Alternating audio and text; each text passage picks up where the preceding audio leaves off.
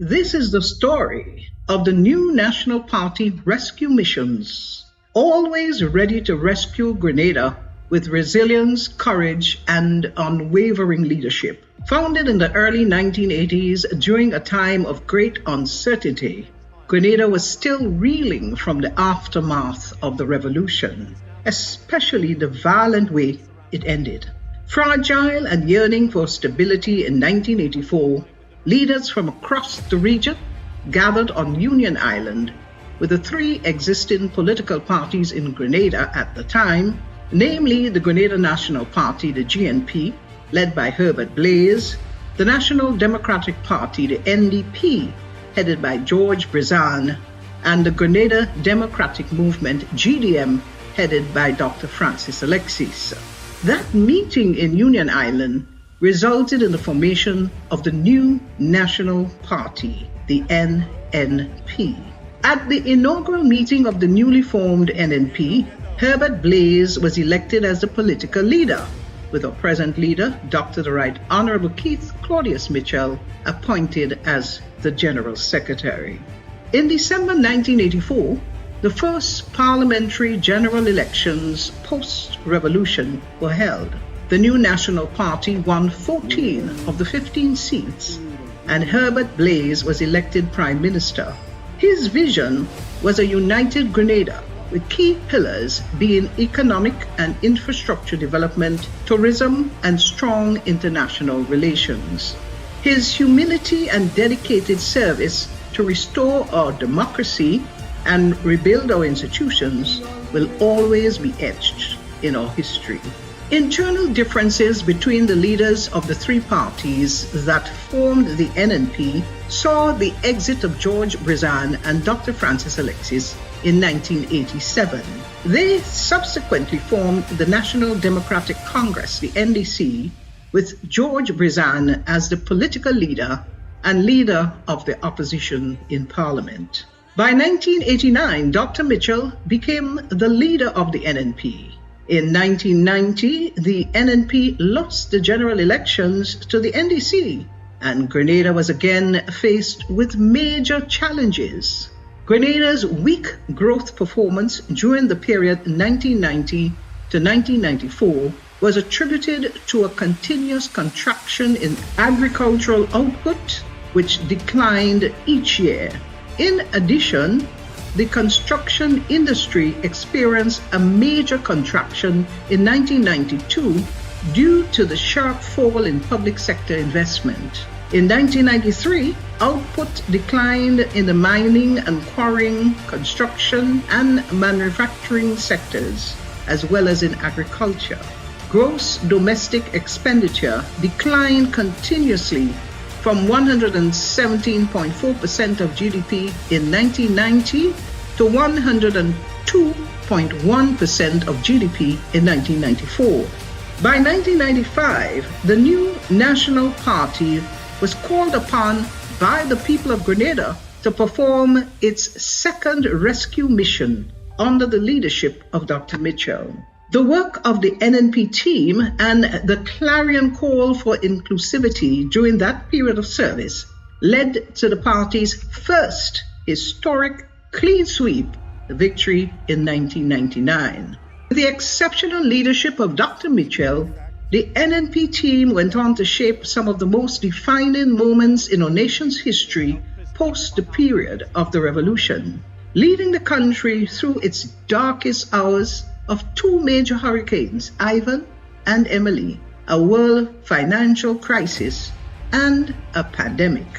Grenada suffered damages in excess of 200% of its gross domestic product, GDP, as a result of the hurricanes. Team NNP was charged with the responsibility to manage the rebuilding process in collaboration with the social partners, including the opposition. Worthy of mention are a few of the key Build Back initiatives: distribution of free material support, the reconstruction of 200 homes for vulnerable families, the negotiation of 6 housing schemes, most of which we have today: Soubise, Montrush, St. David's, Diamond, and Beausejour, rebuilding of 2 national stadiums, negotiation with the U.S. aid to build 1,200 houses. Negotiations with the U.S. aid to finance the cost of homes for 150 families. Cap on gas price. Reduction in property taxes. Provision of planting materials, fertilizers, labor support, equipment, and grant support to farmers to compensate for their lost income. Fisher folks were given grant support to repair their boats, replace engines, other equipment, and to compensate for interim loss of livelihood. The new National Party was asked by the people of Grenada to sit out the period 2008 to 2013 in the governance of the country. But by 2011-2012, the cries of yet another rescue mission were heard. In 2013, in true NNP fashion, we armed ourselves for the battle, and in 2013, we took on the fight and were victorious. From his first entry into Parliament in 1984, Dr. Mitchell's leadership became a symbol of progress, leading to two more historic election victories in 2013 and 2018, where the NNP won all 15 seats. A powerful testament to the unwavering trust and confidence of the Grenadian people. This era of the NNP saw heightened collaboration with our social partners to craft a homegrown structural adjustment program.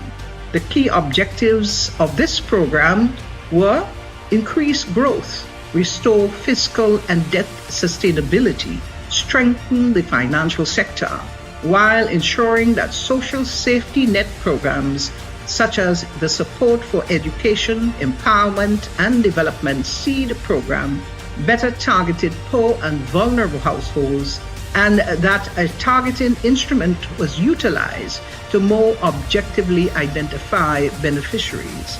During this rescue mission, Team NNP reduced unpaid claims of $100 million and had an average GDP growth rate of 5% and above consistently. The national debt was significantly reduced, moving from 108% of GDP to 57.7% before COVID-19, a drastic decrease in unemployment from over 40% to under 15%. The NNP spearheaded the construction of 2 national stadiums, expanded the cruise port to accommodate over 300,000 visitors annually, and upgraded more than 1,500 kilometers of farm roads, making life easier for our farmers and boosting agricultural production. In the realm of social progress, the NNP's legacy is undeniable. We brought clean, potable water to over 95% of households, expanded electrification to rural areas, and revolutionized telecommunications, making high-speed internet accessible to schools and homes across the nation. Education was a cornerstone of the NNP's commitment to the nation. The government awarded over 3,000 scholarships, providing access to higher education for students who would otherwise not have the opportunity. Through programs like the Imani, Empower, Project Fly, Youth Biz, Aspire, Reach, and Youth in Agriculture, the NNP empowered thousands of young people with skills training, job placement opportunities, and the chance to build a better future through scholarships and other support programs. During the COVID-19 pandemic, the NNP protected the livelihoods of thousands of Grenadians through physical measures that stabilized the economy and prioritized public health. Over 7,500 families benefited from housing initiatives, and as of June 2022, the NNP was paying pensions to 2,200 retirees with an average annual budget of $75.4 million. These victories were more than just political successes. They were endorsements of NNP's dedication to the people of Grenada. Dr. Mitchell's leadership brought about significant economic progress. Today, Grenada finds itself at another critical crossroad. The current NDC administration's mismanagement has weakened our economy, eroded key institutions, and undone much of the progress the NNP worked so tirelessly to secure. Under the NDC, serious crime and inflation are skyrocketing, the quality of healthcare deteriorating, and the people are once again bearing the brunt of poor governance. As history has shown, when Grenada calls, the NNP is always ready to respond. We stand ready to rescue, rebuild, and restore. This isn't just a mission, it's a promise. From providing water to every home, paving roads that connect communities, and supporting families with housing, to educating our youth and boosting our economy, the NNP has always been the driving force behind Grenada's greatest achievements. The NNP has always been there to rescue Grenada. We are ready to lead again.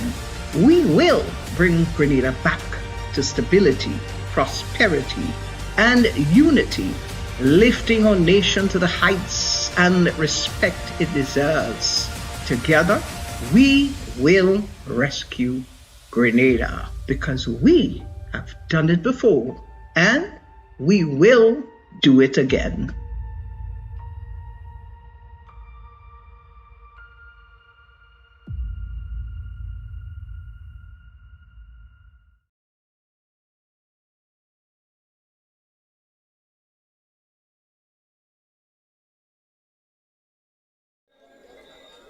Rosehill, St. Patrick's.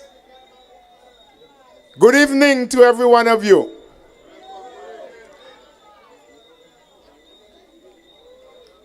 We are about to begin another in the series of meetings that we have started since after Carnival. But as per usual, in the house of the new National Party, wherever we are, and in whatever we do, we always like to recognize first and foremost the Almighty God. We then pay respects to our country. We recognize our party. And then those of us who are up here as official speakers coming after. So, to recognize the presence of Almighty God among us this evening, we have no other than Miss Joan Roberts to please come and pray for us. Please, let's reverence God. Good night, everyone. Let us get ourselves in the mood for prayers. Kind and Heavenly Father, as we come before you this evening to give you thanks, give you praise, give you honor and glory. Thanking you, Father God, for the blessings of the day. Continue to give us the guidance and the protection that we need. Be with each and every one that is here this evening, all our speakers. God, I ask you that let the meeting continue in decency and in order. Take charge over each and every one who is about to bring forth whatever little they have. Take charge over each and every one who is here to listen. Help us that we may give our listening ears and that we may give good feedback. Thank you so much for caring, for hearing and answering prayer in Jesus' name. Let everyone say amen. Amen. Amen. And as per usual, wherever you are, let's now pay the respects to our country. And we can all join at the beginning of the music in singing the national anthem.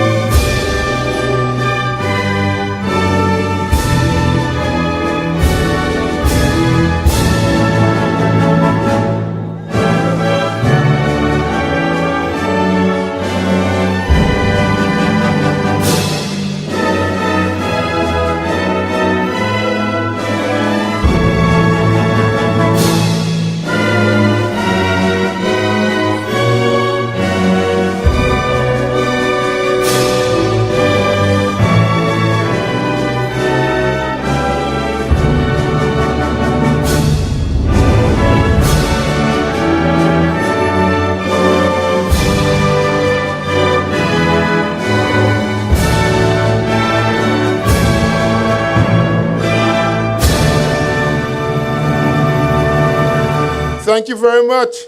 And we move on. Let us now recognize our party. And Mr. DJ, please bring us the music and let's join in. The DJ's finger looks tonight.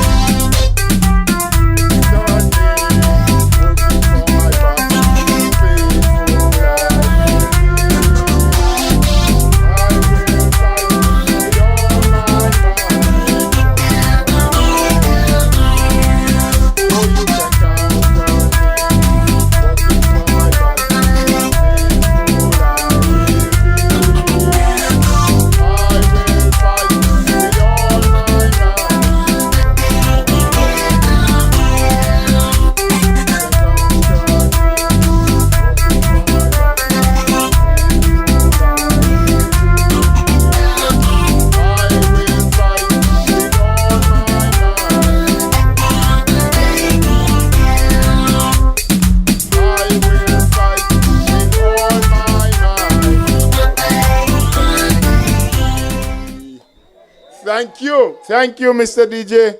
Thank you, all of you, every one of you that is willing to fight for the NNP, to fight for your rights, to fight for a better Grenada that we know we can have, where everyone can have an opportunity to thrive and to survive. Thank you, Rosil. Thank you. I want to recognize on platform at this time, we are still awaiting our political leader and others to join us.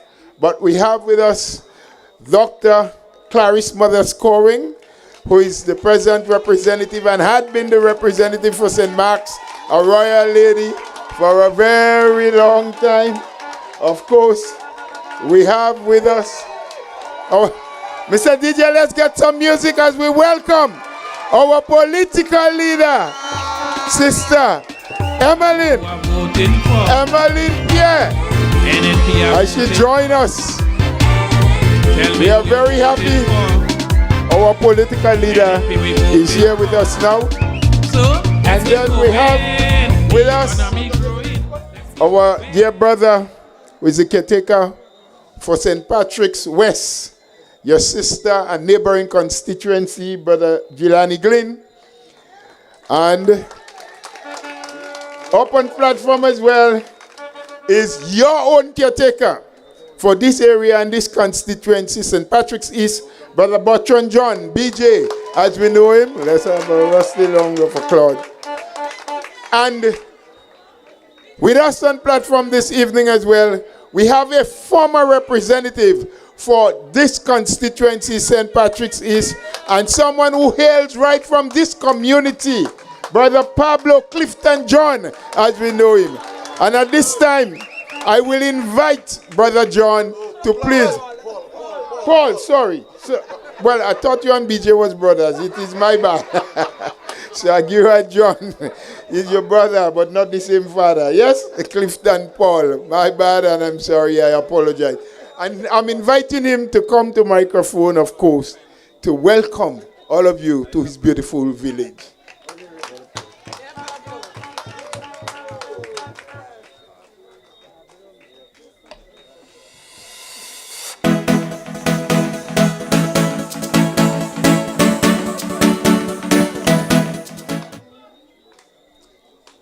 Thank you very much, Brother Bola, MC, for this evening's proceedings. And let me begin by saying a pleasant evening to every one of you. I have a very simple task, and that of welcoming every one of you to one of the most beautiful and one of the better communities in St. Patrick, that little village of Rosehill. We are very happy people and welcoming people. Let me first of all recognize the people on the platform here this evening. We have our political leader, Honorable Pierre, the mother of the house, Honorable Clarice Modest, Brother Gilani Glynn, the caretaker for St. Patrick West, Brother Butchwan John BJ, the caretaker for St. Patrick East, and we have just taken her seat, Sister Kate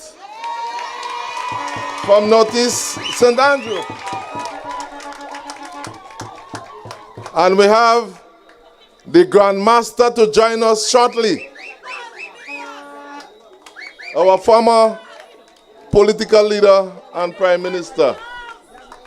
And we have here too Sister Lorena Waldron. So let me take the opportunity to welcome every one of you to Rose Hill. We are expected to have a very exciting time and a very fruitful and successful meeting this evening. The other side said, information will be given on a need-to-know basis, but we of the new National Party, we are taking and bringing the information to you. We're not waiting on them. And we have very capable people here, very capable people in the new National Party to bring the information and the truth to you. The new National Party has been tried, tested, and proven. And we have done it in the past, and we will do it again. Because, brothers and sisters, as you know, the new National Party is the vanguard party of the working class people of Grenada, Carriacou, and Petit Martinique. We care about the marginalized. We care about our young people. We care about our poor and vulnerable people. And we have done numerous things in the past for our people. Many of our social programs, many of the training programs, and quite a lot have been done, projects, programs to uplift our people, our young people. And brothers and sisters, in 2022, we have made a very serious mistake, and we regret the mistakes we have made. But my friends, we cannot give up. We cannot give up. And we will do it, and we will do it again. So once again, let me say thank you, and let me say a hearty and warm welcome to every one of you, and enjoy the meeting this evening. Thank you very much. That was Brother Clifton Paul. The man sung in good style. You want to come back on the platform? I thought Pablo said you retire. Anyway, thank you, Pablo. We know. Yes, you can't stay quiet. Once you are NNP, you can't say, oh, let us say, we can sit down. Anyway, this evening I can't sit down because I have a full house. Yes, a full house. And they had to bring information to you. So, we're starting off. 25 of us? You people are jokes. There are some young people, young, brilliant people. Wherever we go, they open the batin. The captain say, put them first. Let them make runs. Yes? So when more senior people like me go in the wicket, we ain't have to bat plenty. So to bring information to us and to start this evening's meeting, I want to bring to you a young and intelligent man. He hails from St. Patrick's. He hails, in fact, from St. Patrick's West. Brother Gilani Glynn, please put your hands together as he starts. The Grenadian rebirth is truly on its way. The delivery that we promise steadily continues and will be expanded. We know we are, but we don't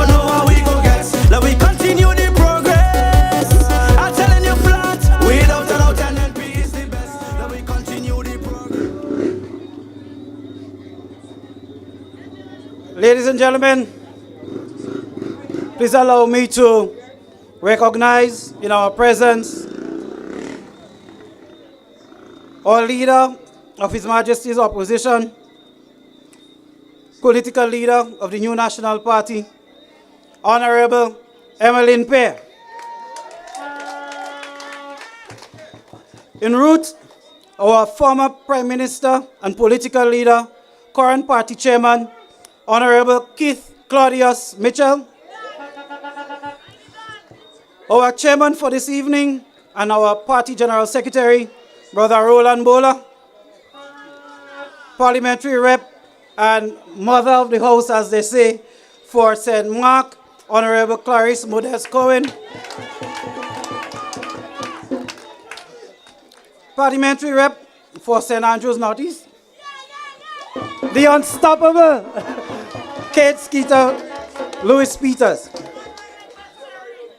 My colleague and brother from the north, your very own Botran John, more affectionately known as BJ. Members of the executive who are here, party members, those of you gathered here this evening, those joining us online, thank you for being here. Good evening to all of you gathered here at Rosehill, St. Patrick's East. It is an honor to stand before you as the appointed caretaker for St. Patrick's West, representing the new National Party. I am here this evening to share our concerns and our vision for our communities and our nation, with special focus on agriculture and fisheries. Growing up in St. Patrick West, I have witnessed firsthand the challenges and triumphs of our farmers and fisher folk. My journey has been shaped by values of hard work, integrity, and the spirit of farmers like my grandfather, who received an OBE award for agriculture and was a farmer his entire life. I remember learning so much from him as we helped him cultivate over 20 acres of farmland. My father before him, although more popularly known for his achievements in sports and education, who also farmed over 11 acres of land. And now the mantle falls on me. These values have guided me through my life, and I will continue to use them to help serve you, the people of St. Patrick. Our farmers and fisher folk are proud and hardworking, but we face significant challenges here in St. Patrick in particular that require immediate attention. Would you believe there are farmers in St. Patrick who are yet to receive their hurricane burial relief monies? Facts. And they have done what was required of them. And no, there is no money sitting in the Ministry of Finance or in the Ministry of Agriculture with their names on it.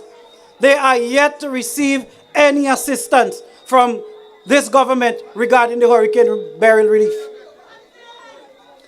Farmers can't return to their lands owing to debris still covering their plots. I had a conversation with a retired teacher, only recently retired.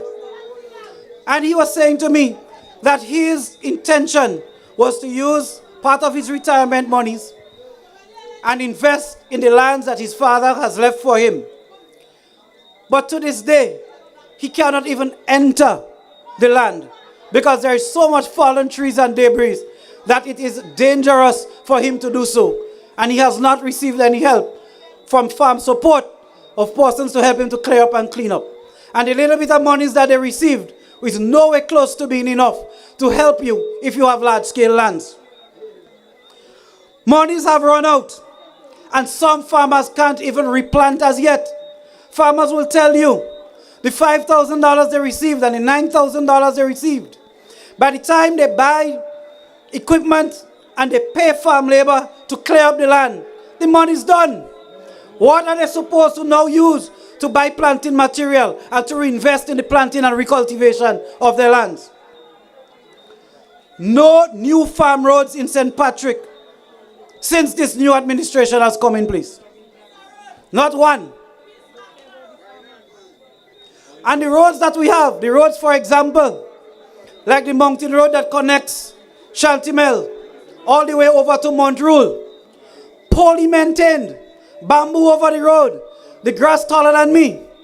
It is dangerous for vehicles to traverse there because vehicles moving in either direction now have to drive in the middle of the road and around corners. That is a danger. And if our farmers can't have access to the lands, how are they supposed to bring in the planting material? How are they supposed to remove their products from the land and bring it to market? There has been no new programs or incentives for farmers as cost of production continue to rise. Rising cost in fertilizer, planting material, animal feed, and agricultural inputs. No new markets for our farmers, resulting in local farm produce being more expensive. The goat, sheep, and pig program, the GSP, is far out of reach for most of our local farmers, given the cost of the requirements that it takes to have access to those animals. We can't afford it. St. Patrick's farmers can pay $5,000 and $3,000 for goat and pig and sheep. It is out of reach for us. Friends, and this is no laughing matter, although I chuckle, because sometimes I wonder what is happening in St. Patrick. In a recent GIS report, where the representatives for St. Patrick's East and West spoke about their accomplishments, one of the areas they touched on was agriculture, receiving some items, equipment, and so on, donated from a Middle Eastern country to the farmers here. In the report, there is nice video and presentation of equipment and things handing out to the farmers. But I challenge each and every farmer here today, each and every farmer viewing online, go to the 4 community center right now and see what is under lock and key and heavy security inside of that building. The community does not even have access to the community center. You can't have what we call a happy hour after a funeral there. You can't have a meeting inside there because we have to take hired security to put there to secure the same stuff that was donated for our farmers. Meanwhile, our farmers are sitting here in St. Patrick's, the farmers in Chambord, the farmers in Shantimel, the farmers in Montreux and Montrich, begging for equipment, begging for help, so that they can go back to the land and restart the cultivation and the resilience that they are known for. We are no beggars. We are not pleading. We deserve better from a government that says they will transform Grenada, Carriacou, and Petit Martinique. We are calling for our share of transformation. We want to see it here. We want it present. Friends, it only gets worse, you know. Because now I'm about to talk about fishing. Friends, I don't even want to go so far into this impending ban that is coming for shipping our fishes to North America. Day before, I spoke to a fisherman, young fisherman, worked several years on cruise ship, took his monies, reinvested, bought a trawler, come back home trying now to build his house and take care of his family. And he said to me, I'm not asking for much. I understand that we have had lapses in some areas and we are under threat. But to this day, no one has come to us. No one is saying anything. I am scared. I am concerned. I don't know what to do. What are the changes I need to make? Is there stuff I need to order? He said, recently I went to China. I could have gotten stuff there. Nobody is saying anything to me. I do understand that to protect the trade, I'm going to have to make some further investment. But at least somebody needs to have the decency to approach me as a young man, investing, putting my life at risk, going out into the ocean, trawler fishing, trying to get support. Where is the care? Where is the support? None whatsoever. And now you look at the fish market in Sept. Oh my God. Since 2024 June, the fishermen lockers were completed. To this day, not one has been handed over to the fishermen. Since June last year, the equipment for the cold room has been sitting in boxes inside the fish market. Cannot be set up to this day. Cannot be utilized by the fishermen. And you want to know why? You'll never believe. The door for the cold room, it needs to be replaced. 1 year and months, and we cannot find a door and a door frame to replace the one that is there so the fishermen could have a cold room for the fish. And you want to know what's worse? The company who made the cold room door, the name of the company and the address is on the front of the old door that is still up. That is the kind of transformation that they want to bring to us. That is the kind of respect that they have for our farmers. That is the kind of love and concern that they are showing and the kind of support they are giving to our fishermen. 3 weeks now, the ice machine is not working in Sept. What are our fishermen supposed to do? We have a jetty, you have a hole bigger than Grenada. The jetty is falling apart. It's a hazard. Not even a sign up to say, don't go there. The fishermen still have to take risks and chance to use it. That is the love. That is the support that we're getting. That is the transformation that they're delivering for us. Friends, as I close, let me just share with you a few things. We're not here to just complain and point out what they're not doing. We could point out what they're not doing because we know better. We could point out what they're not doing because we've done better in the past. And if you want to talk about fishing facilities, well, now you're talking NNP. Because when you look at the fishing facilities in St. George's, you look at the fishing facility in Grenville, you look at the fishing facility in Guave, New National Party has been the one behind that, working on behalf of our fishermen. If my memory serves me right, and probably Sister Modest could correct me here, she was the one instrumental in getting the ice machine that fishermen use and ask for supply, and all the communities from Sept to Guave in St. Mark. Herself and Brother Dabrio. That is the work of the New National Party. That is the care of the New National Party. That is what we have delivered. The same mountain road from Chantimel to Montreal, paved and delivered by the New National Party. Farm labor support was given to our farmers. Even I as a farmer received it under the New National Party so we could have increased production. We had subsidizing of the cost of farming inputs and fertilizers under the New National Party, helping our farmers reduce input costs so that we could keep the price of our local produce down for local consumption. Training programs to boost local food production and agro-processing, New National Party. Improve facilities island-wide, as I've mentioned before. We have always viewed agriculture as a national security issue, and we have always given it the priority it deserves. Can we do more? Sure. Will we do more? Absolutely. You can count on the New National Party for real transformation you can see and touch. Friends, as we look forward, we want a Grenada where farming and fishing is profitable again. With renewable infrastructure, fair market access, and programs to incentivize our youth to get into farming and fishing. I have walked this land. I have been in Chambo. I have been in River Sally. I have been in Montrose. I have been in Chantimel, Davie. And the cry out, all our farmers and fisher folk are the same. We want assistance.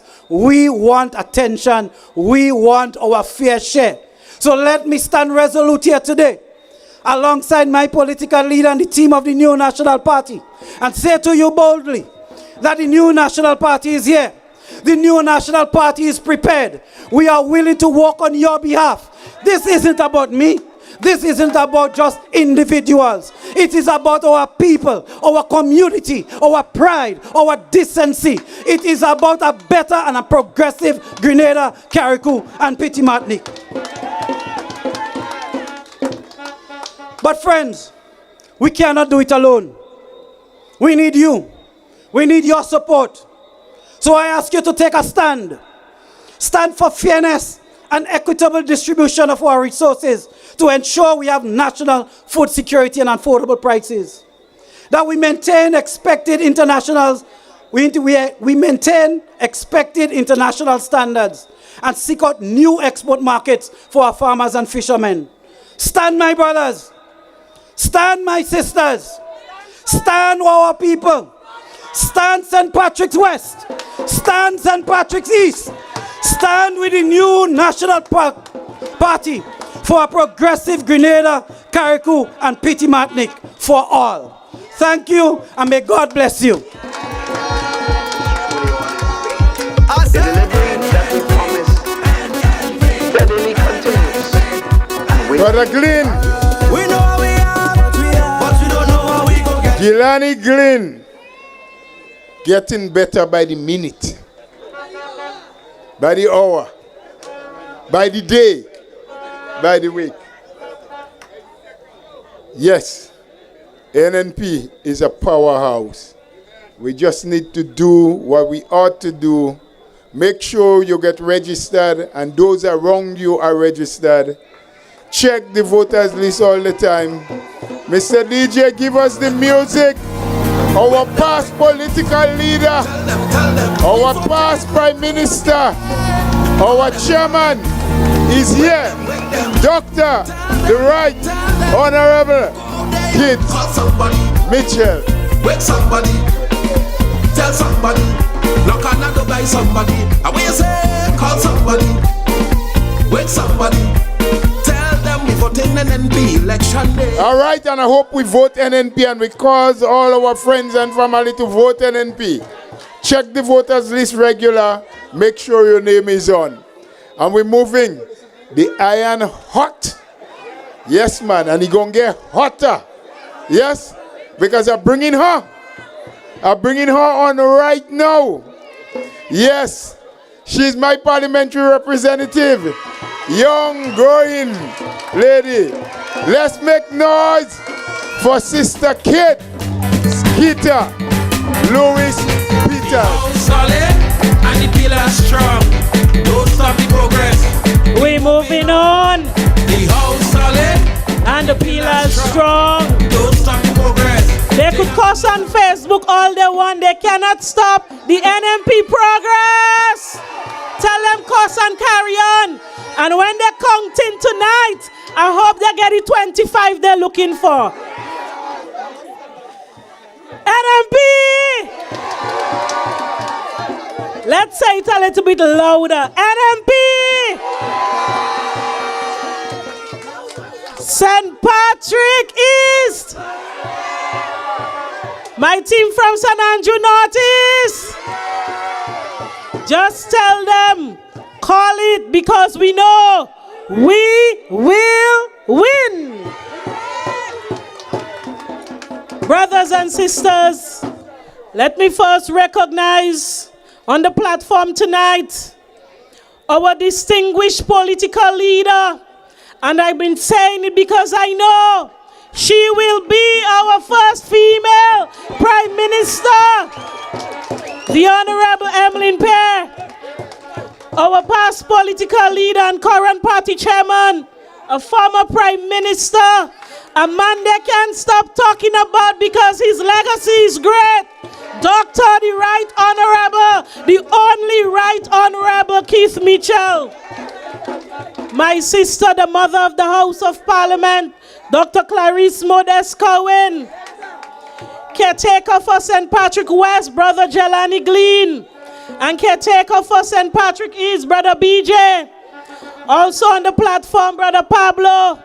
And I see Mr. Batis there. I know he's going to bring something hot tonight. I'm looking forward to hear what he has to say. say, because I know they're afraid him too. Brothers and sisters, let me hear that again. NNP! We sounding good and we looking good. They can't stop us. Brothers and sisters, tonight, I speak to you as a mother, as a teacher for many years, and as a mentor who listens to you every day, to your stories, because I feel your pain, and I see the worry in your eyes every day, because most of you do not know what tomorrow will bring. You see, brothers and sisters, I know the struggles that you are facing right now. And I know the hurt of many parents who cannot stretch the meager paycheck to the end of the fortnight and the end of the month. And those who have lost their paycheck from since June of 2022. I know the despair of our young people, those who have worked hard on their qualifications but cannot find a job. And you see, the Caribbean Development Bank tells us what we already know and feel. Grenada is ranked among the highest in the Caribbean for youth unemployment. Brothers and sisters, this is not just a number on a page. These are your sons and your daughters, your nieces and your nephews who are sitting at home with resumes, losing hope.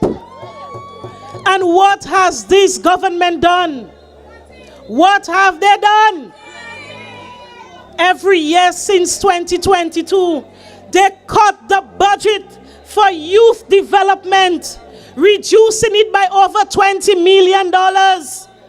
At the very moment when our young people needed more, instead they cut and reduced the budget for youth.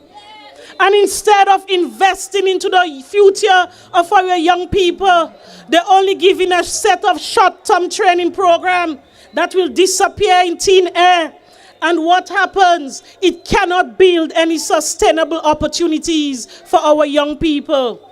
So yes, our young people are crying out for opportunities. Remember, CDB told us that Grenada ranks among the highest for youth unemployment in the Caribbean. But this government, they expect us to clap for short-term training programs that would lead to nowhere.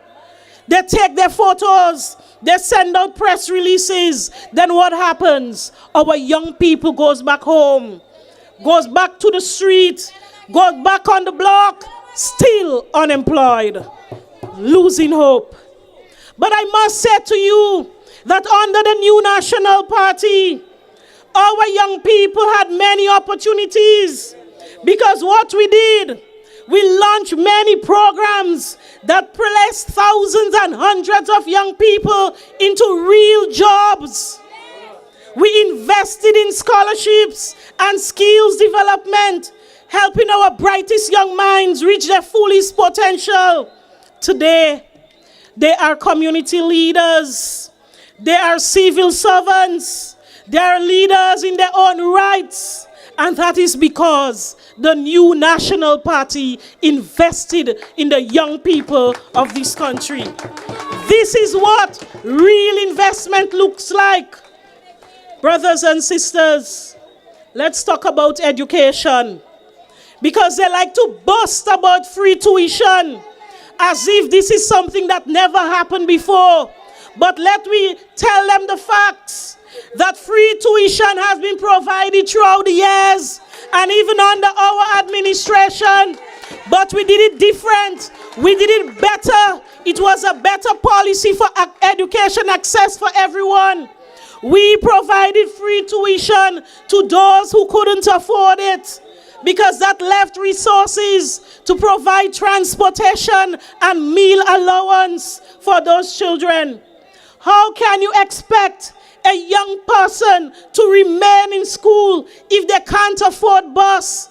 if they cannot afford lunch. It is no surprise, my brothers and sisters, that the level of dropouts in terms CC and NULO is rising because they are frustrated. And did you see the amount of them that they turn into gambling? The news showed it last week. That is because they're looking for $1. They're looking for $1 to pay the bus to go home. They're looking for $1 to buy their lunch. Brothers and sisters, our young people have been neglected, and our young people deserve much better. And you know, they want you to believe that this free tuition is for everyone. It is not. Just as the students who sign up for the technical subjects, who sign up at the technical department, that they have to pay their own tuition fees. They don't want you to know that. But they know the truth. You know the truth. And we know the truth, and we must speak the truth. And what about the school feeding program? They removed the $1. And they had no plan, but they just wanted a headline. They wanted a photo op. So now the cooks in schools are scrambling to provide a hot meal for the children. Some days they go without meals.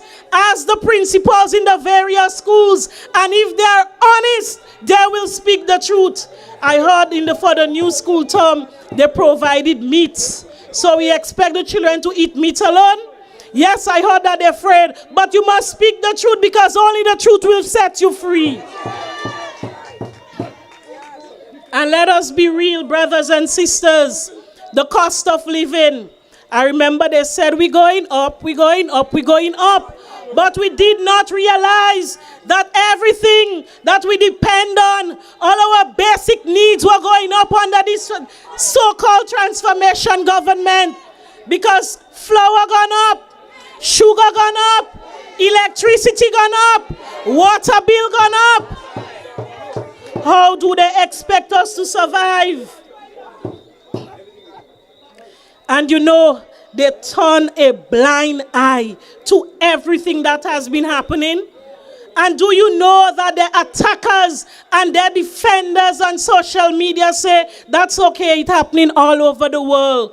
But this is not what we put you today to do. You have to solve the problem. If everything is going up, you need to find solutions to bring it down so that our people can afford it. Tonight, let us say to them, and I want you to shout out loud and clear, that enough is enough. Let me hear you say enough is enough. Because the new National Party, we are ready. We have been tried, tested, and proven. And we are ready to fight for you all, brothers and sisters. All of you Grenadians, we are ready to fight for your children. We are ready to fight for your livelihoods, to fight for a Grenada where everyone can live comfortably. Let me ask you, and I want you to answer me, are you ready to fight for a brighter future? Are you ready to get rid of this government in office? Are you ready to take back Grenada for its people? Grenada, St. Patrick East, this is your moment. This is our moment. Let us rise together with one voice. Let us rise together as one people. And let's take back our future. So let me hear you say it again. Enough is enough. Hold on. There are some people at the back of the class. Let's say it for them to hear. Enough is enough. Because the new National Party is ready. And we, together, we will rescue Grenada. Because we will win the next general election. Brothers and sisters, I thank you. I love you. Good night. Don't stop the progress. We moving on. The house solid and the pillars strong. Don't stop the progress. Take a good look around. Kate, Skeeter, Louis, Peters, plenty name. Because she have plenty fire. And she ready. Are you ready to take back Grenada? Are you ready? Really ready? Yes. And when the man say, we need Gideon boots and khaki suit, you already have your suit, you know, and your boots. But get down and let's start working. Because the noise in the square here alone will not do the work for us. We need to go out there and champion the cause of the new National Party, house by house, person by person, ensuring that they are registered, ensuring the name is on the voters list, ensuring that they are ready and you make the connection to get them to the polling station on election day so that they can cast the vote for the new National Party that will steer this country back to prosperity. We have a gentleman in our meet. Well, we are gentlemen, a lot of them. A lot of them. Yes, let me be correct. Let me be pluralistic with my words because he's not one man. But there's a particular one who played a great role in ensuring that our farmers and fishermen over the years got the service that they needed, got the opportunities that they wanted to not only make them and their livelihood better, but to make Grenada a better place by bringing in millions of dollars in foreign affairs. He was a former Minister of Agriculture and Fisheries, the former representative for St. Andrews Southwest. He's here to tell you and explain to you what his role was under the new National Party to bring progress to the fisher folks and farmers of this country. I want you to put your hands together and welcome Brother Michael Batis as he speaks to us on Fishery. The house is the symbol for the NNP party. We go 1, 2, down a little. We're not here for karaoke tonight.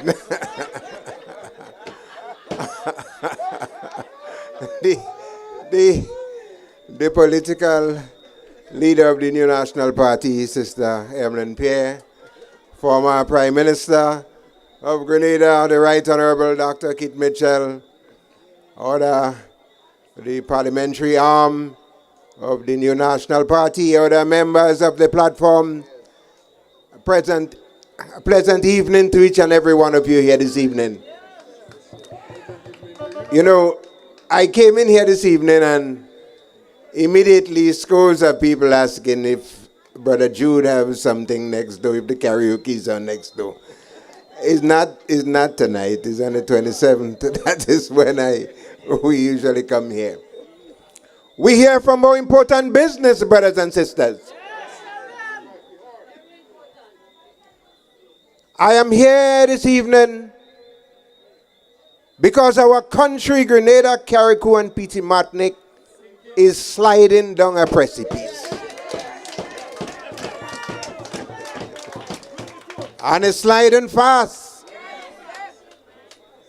I am here this evening because I am here to give you the information as to what your representative here in St. Patrick's East and the other one in St. Patrick's West is doing to you. Not just the people of St. Patrick's East and West, but the entire Grenada, Carriacou, and Petit Martinique.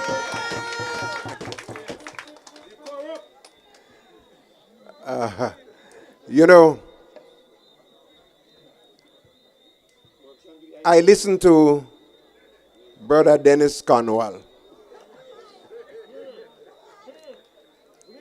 Someone have to pull him in the corner and tell him, Grenada's foreign policy, Grenada business should not be discussed under the influence of River and Twine.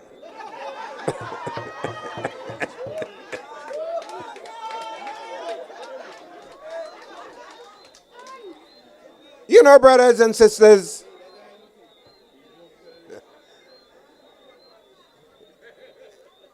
the new National Party has set the foundation in agriculture and fishing. In spite of all the old talk that you hear, that Dr. Mitchell and NNP did nothing for agriculture and they don't like agriculture, that's just a plain lie. There is no party in Grenada that has done more for agriculture and fishing than the New National Party.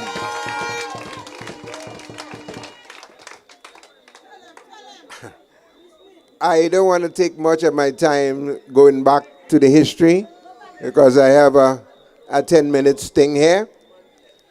In 1995, when the New National Party came into office, and I was part of the government at the time, the whole of Grenada was wiped out with the millibug left over by the National Democratic Congress.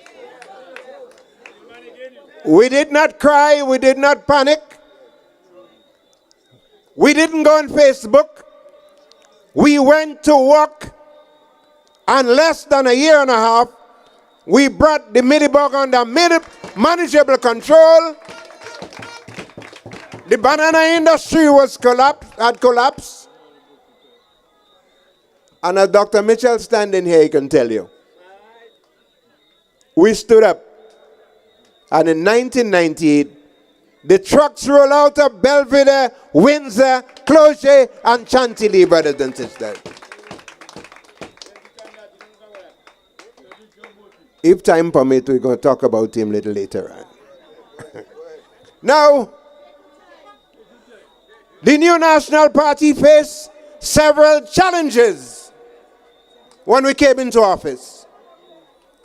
In 1995, in fisheries, there was over 200 trawlers, fishing trawlers, licensed by the National Democratic Congress, fishing in our waters, depleting our stocks. There's a company, an agency in the United States called ICAT, International Convention for the Conservation of Atlantic Tuna. Immediately, they was about to place us on a ban because they say for a small island state, we overfishing. We did not panic. We assembled a team head by a minister. And we journeyed to Portugal where they were meeting. And we brought the data to them and we say, those are illegal trawlers. We brought to them the data we had as to the fishermen from Gove, Grenville, Grand Mall, Soubise, and immediately we resolved that problem. We did not cry. We didn't call no names. We faced the problem head on and we solved that. Again, we face other problems with CITES, where they said we were exporting turtle and lambi and all of that, and they wanted to place us on a ban. We went to these organizations and we said, look, we have strict conservation measures in Grenada. And we will give you a management plan as how we manage the stocks of turtle and lambi in our area. They accepted it and we leave happy with their decision. And brothers and sisters, after the WTO kicked in some regulations that we could not ship banana to Europe as we used to, the New National Party, under leadership in the Ministry of Agriculture, identify an export crop called the soursop. You know, I see today with great pride young men with a coconut knife on top of a van, and they're going around, they picking soursop. Rose Hill, Montreach, River Sally, and everybody. That was made possible by the New National Party. And let me tell you what happened. When we started shipping soursop, the United States, USFDA, they said Grenada soursop had internal feeders. And they was about to place a ban on us. Again, as minister, I huddled with the Minister of Finance. And I said we need to do something immediately. We huddled, we put together a team. We journeyed to Washington. And we had discussions with the U.S. Secretary for Agriculture, which is the equivalent of the Minister of Agriculture in Grenada. And we plead our cause. And we said to him, we are a small island developing state. Our economy is shambled. We no longer can ship bananas. We are just coming from the millibug devastation. And we're asking you to have mercy on Grenada. Remember, we did not cuss them. We're going to get to that a little later on. We did not cuss them. And when the U.S. Secretary of Agriculture looked us in the eyes and he said, what do you want from me? Calm, I said, sir. We're asking for a 90-day reprieve in the execution of that order. And we're asking you to send technicians from USFDA, send them to Grenada so that they could see for themselves what we are doing here in Grenada to make soursop exportable to America. Again, we huddled with the then Minister of Finance, Dr. Mitchell. And we said we need to build sanitary and phytosanitary measures. And we did so in marketing board that they discard now, they dismantle marketing board. Because you see, the guy who did that, he does not understand the contribution of agriculture and fisheries to the local economy and ordinary people. The U.S. sent some people down to Grenada. And in 3 days, we sacrificed over 100,000 pounds of soursop. And they were satisfied. And you know what happened today? Under the new National Party, Grenada is the only country in the world that can export. And you know, when they get it, they say, Dr. Mitchell didn't like agriculture. But after we got that breakthrough, again we huddle with him and we say, you have to make more funds available so that the propagation station in Maribor can produce more soursop plant, so every farmer that needs a soursop plant, he can get it free. And you see the soursop growing, you think it's bat that just fly and drop it from here to there? No. Not at all. It was an orchestrated plan with mature, visionary leadership at the time under the new National Party. Well, I know you don't only want to hear about agriculture. You heard the thing, whether it was Predial larceny. And I have to touch that because, you know, I see they're making a big fuss about the Predial larceny today. Let me tell you how the Predial larceny started. There was a guy here in St. Patrick's by the name of McLeish. He started a farm watch. He invited me as Minister of Agriculture. I saw what was happening and I said, you know what?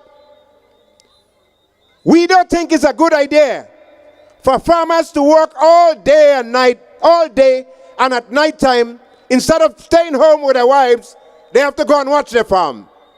So I spoke with the then Minister of National Security, Dr. Mitchell. And he advised me he's going to talk to the then Commissioner of Police, Fishery, Bido. He talked to Commissioner Bido, and the police got involved. Under the new National Party, the police took control of the Predial larceny. And we did not stop there. We went into Parliament and we started a Predial larceny fund.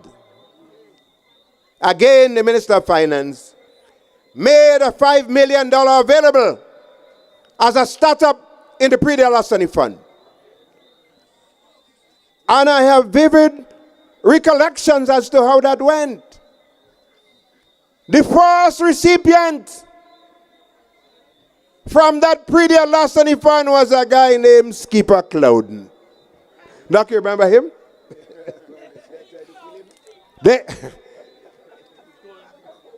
He had some watermelon in La Sagesse. It was vandalized, and he came to the ministry steaming. And I calm him down and say, Skipper, hold it a little bit. We sent out a valuator, and they evaluate the loss for $12,000 or more. Again, I huddle with the Minister of Finance, because the money is coming from finance. I impress upon him that there's a gentleman named Skipper Clouden whose farm was vandalized. And we estimate the loss to be 12,000. And with no hesitation at all whatsoever, the then Minister of Finance, Dr. Mitchell, made that check available to Skipper Clouden.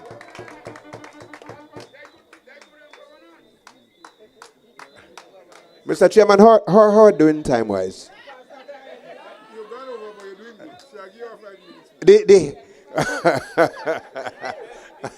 You see, I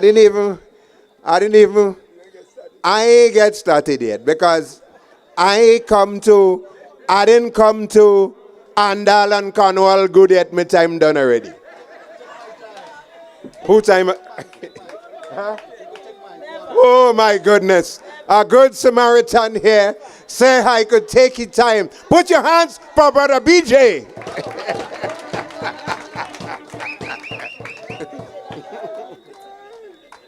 What?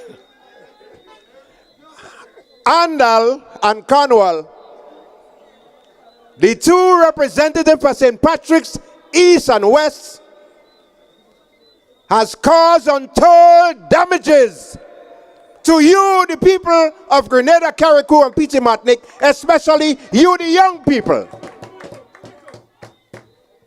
And let me tell you how. When Cornwall could say to the United States of America, take your visa and stick it, Cornwall was not just talking for himself, he was talking on behalf of we, the people of Grenada, Carriacou, and Petit Martinique. That is not the language. When Deacon Mitchell, and you know, the man want to be like Maurice Bishop so much, I don't know. Maybe they should find Maurice Bishop's body, dig it up, and put Bishop head over his body. When Deacon Mitchell is standing and telling the United States of America, Grenada is not your checkpoint. Grenada is not in your backyard. And we are a sovereign state. He's driving a nail in the coffin of you, the young people who want to migrate to the United States of America. Brothers and sisters, it doesn't matter how much toilet they give you. It doesn't matter how much roads they build.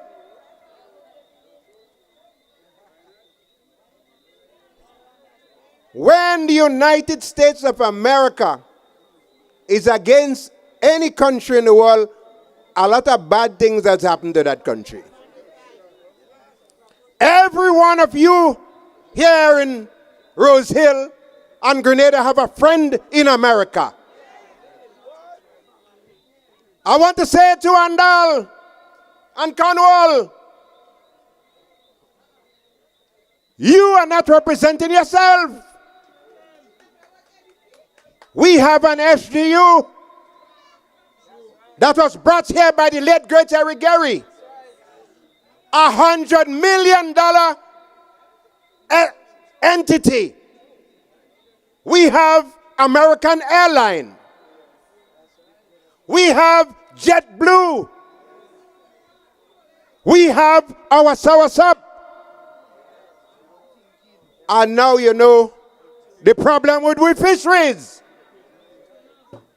I told you earlier, when we had problem with any agency regarding agriculture or fisheries, we had such a friendly relation with the United States immediately. We can go to the United States and sit down and talk. We have an impending ban now on fishing. You believe Cornwall could go in America? I don't hear that. Well, where you go pass? And America take it easy? So people of Rose Hill, if a man representing you and he cannot represent you with the United States of America, it's time that you dump that representative. Did you hear what I say? Did you hear what I say? No, you don't. I'm saying to you that it's time that Andal and Cornwall must go, and they must go now.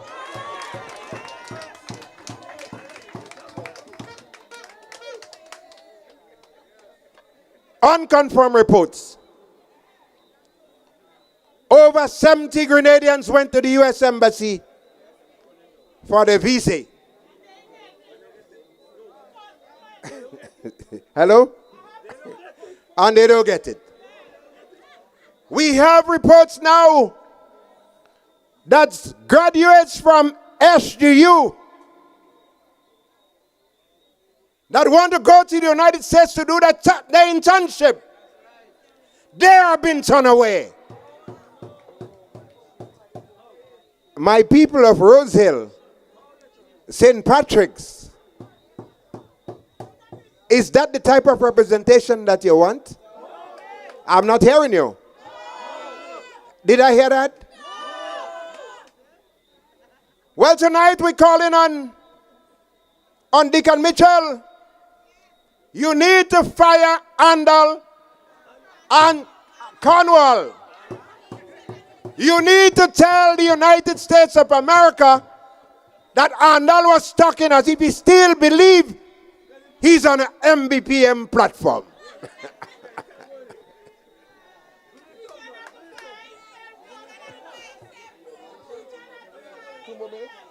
All right. I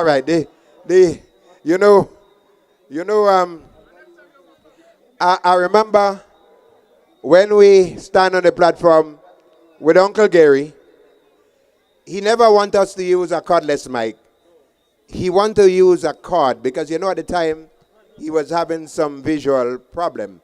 So he would hold the cord, and when he feel you day too long, he go.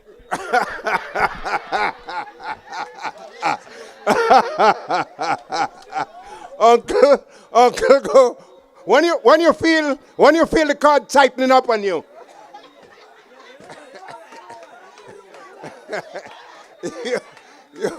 But, brothers and sisters, it's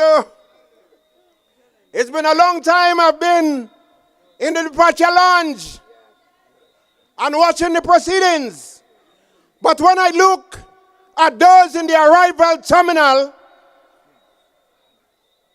as a patriotic Grenadian, whatever differences that myself and Dr. Mitchell may have had before, Grenada does not belong to me and Dr. Mitchell. It is time for us to fight not for the new national party, but to restore normalcy to Grenada, Carriacou.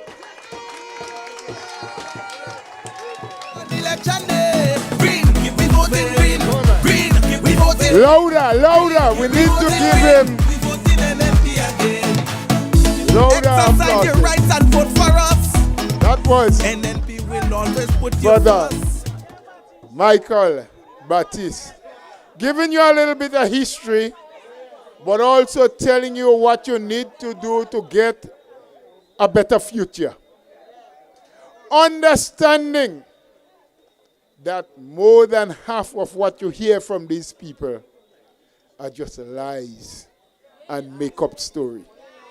That was the real thing, because he was involved, he was there, and he has told his story tonight. So we know what we must do now. We would understand better who cares and who just want photo up, who want to play boss, knocking the chest, take your visa if you want. Well, if it was only your visa they're taking, well, I don't know. I wasn't drinking with him, so I can't say like you. Can't say like you.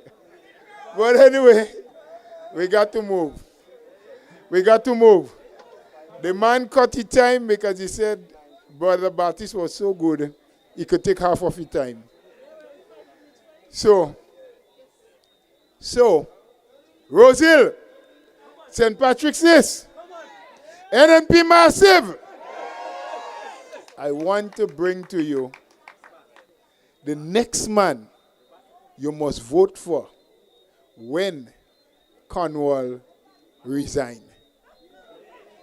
Brother Batis called for him to go now, because the longer he stay, you know, like if you have termites and you don't get rid of it right away, the longer they stay, the worse it becomes for you. Yes? Not so? Right. So, the next man you're going to vote for, the person who would lead you into victory to make sure that not just Rosehill, but St. Patrick's as a whole and Grenada overall gets better representation. Put your hand together for Brother Bertrand John BJ. Wake them. Tell them. We voting NNP again. Call them. Wake them. Tell them. Go out there and call somebody. Wake somebody. Tell somebody. Knock on the door by somebody. And when you say, call somebody. Wake somebody. Tell them we voting NNP election day.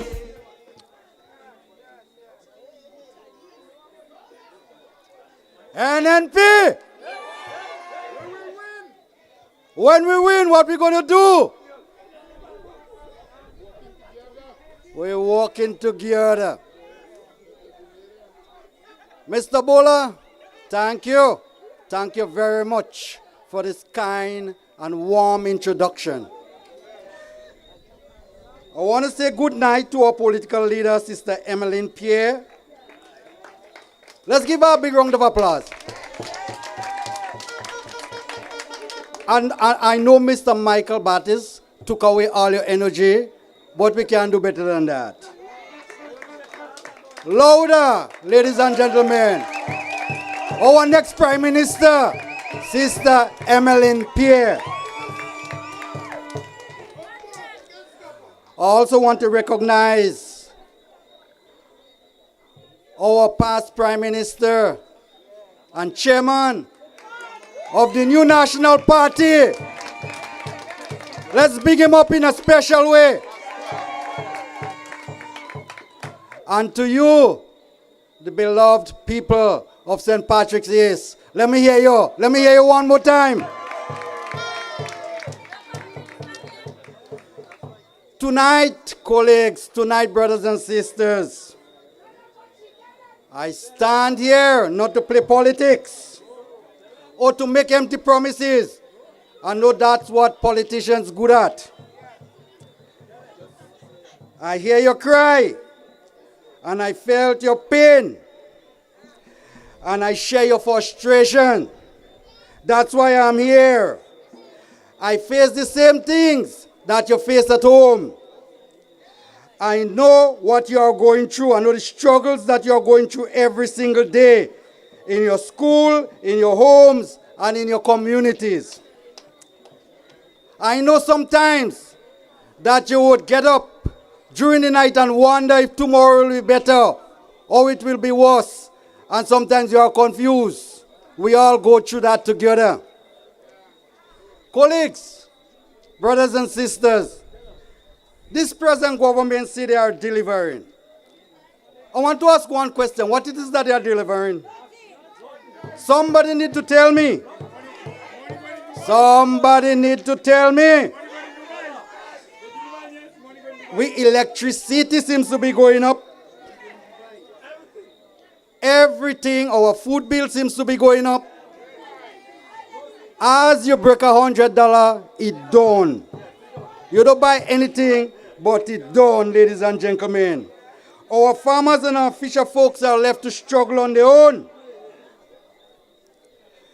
Our young people are searching for opportunities. The opportunities that I promised you just before 2022. And it's almost 4 years now, and I haven't seen it coming. So I'm just wondering, is that a better future that they promise us?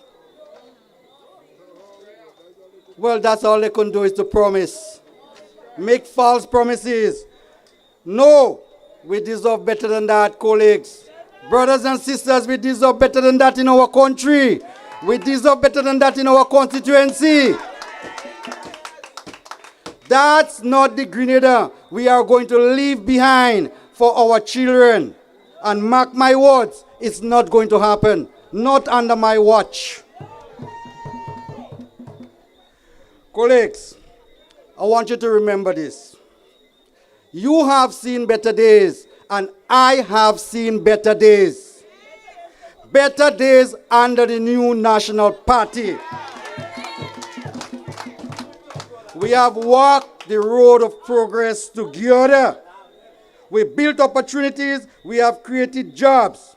We opened up new doors for young people. We built infrastructure.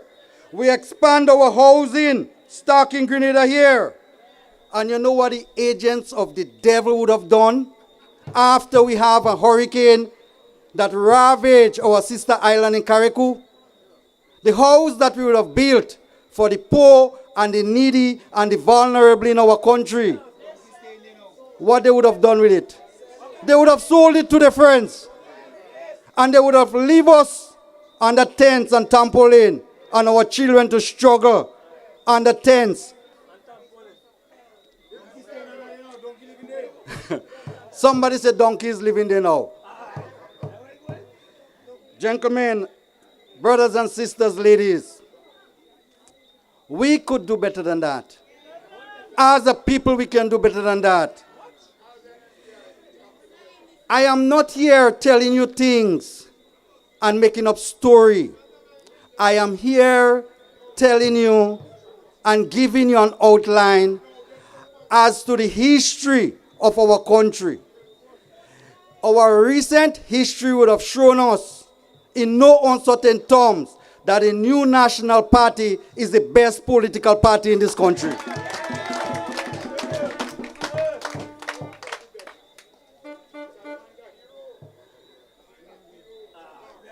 Our brothers and sisters, listen to me very carefully. I want you to follow me on this one.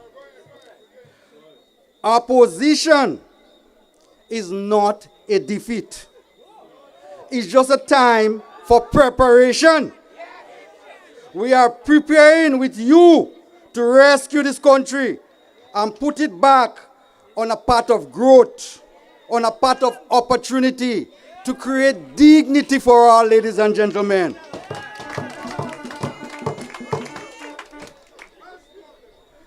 But to do that, you know something? I cannot do it alone, and the new National Party cannot do it alone. We need everybody. The power lies in your hands, in your vote. And that is why I'm asking each and every one of you to get registered. Do not wait. Encourage your family. Encourage your neighbors. Bring your friends, as somebody would have said. And when the time comes, we must arise as one people and send a very clear and defined message. And that message would state, enough is enough. We had enough. I am not here for no games, ladies and gentlemen. I'm not in this position because I want to be seen. I am here because of you, because of the beloved people of St. Patrick's East. I am here because of the lovely people of Rosehill and Riversally and the surrounding areas. And tell you what, with all that is going on, I refuse to stand by and don't do anything. Hence the reason I am here. Ladies and gentlemen, brothers and sisters, NNP has always been a party of the people. That's why I'm here. And with your support, we will once again be the government of this country. Building opportunities, restoring trust, putting our country back where it belongs, and putting power in the hands of the people. So let us rise together. Let us register together. And when the day comes, let us march together. Not just to cast a vote, but to secure a future for Grenada, Carriacou, and Petite Martinique. Ladies and gentlemen, we have a lot of speakers tonight. And tell you what, I know we had Brother Michael Batis with us tonight. And I know we had Sister Emmeline with us tonight. And Sister Emily would have called me, BJ, you would need to speak about agriculture. Well, when you have Michael Batis and Brother Gilani, what do you want me to talk about again? Hence the reason I give them my time so I could speak less. Brothers and sisters, have a good night. You know I love you to the bone. And you know I'm standing for you. And I'm by your side and I'm not going anywhere. And this, I'm not going anywhere. And tell you what, it is time we take back our country. It is time we have a defined and a definite future for the young generation. The next generation in our country, we cannot leave Grenada the way it is for them. We have to restore a sense of dignity, a sense of pride in our country. Brothers and sisters, have a good night. Take care. I may love you to the bone. You're crazy. You're mad. Say back, we ain't going back, we ain't going back, we ain't going back. For whatever. That was Brother Bertrand John, in his own way, telling you why he is standing with the new National Party, to bring back pride and dignity to our people. As we continue to go, quite some speakers still are watching them here. Ooh, they're looking good. But I just want to, in our midst, call to the front of the platform two prominent people that I have noticed in the crowd. But by the way, I want to remind you too that the next meeting, you know, Uncle used to call him meeting and them as Brother Batis called his name earlier on. He said, Jumbo, people, man, people all over the place. So the next Jumbo will be in St. George, Southeast. I'm not sure of the exact place, but by Brother Boeing. Yeah. So as soon as we have it, but that's next Wednesday, the 24th, and then the Friday, which is the 26th, we normally have a sweet lime by the party office, as we call it, the official headquarters. It's a little fundraiser, but it's a time to associate with each other, play little games, whether it's cards or dominoes, eat the best at a sauce and barbecue you can find, you know, and rub shoulders with each other. So I'm just telling you about it so you can join. Next Wednesday, we're in St. George, Southeast, and then the Friday immediately after that by our headquarters. Sister Lorena Waldron from St. Andrews, Northwest, just come forward and take a bow. Just take a bow in the house, supporting and helping us. Yes? And I tell you, last night was jumbo. A fella called me. He said, boy, it's a good thing. It's a good thing. The Prime Minister don't live in St. David's now. Otherwise, last night he might have get a heart attack. I want you to put your hands together for Sister Nolan Thompson. Please, we were with you last night. Take a bow. Let the people of St. Patrick see you. Yeah? NNP. Nice people. Yes? We have a lot of them. But let's move on. The business at hand. Because while we're joking NNP, we're serious too. Yeah? And we have to get it going.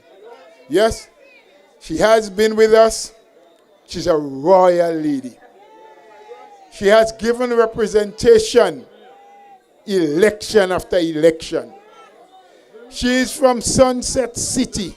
Yes? Let's put our hands together for the parliamentary representative of St. Mark's, Sister Clarice Mothers Cohen. I know who I'm voting for. NNP I'm voting for. Tell me who you're voting for. NNP we voting for. So let's keep moving. The economy growing. Let's keep moving.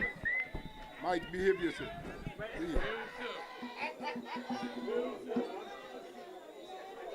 Thank you to our General Secretary and the best MC in the whole Caribbean, Brother Roland Bowler.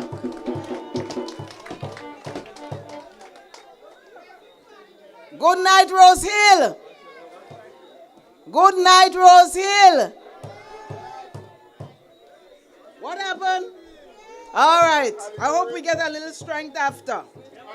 Brothers and sisters, good night to all.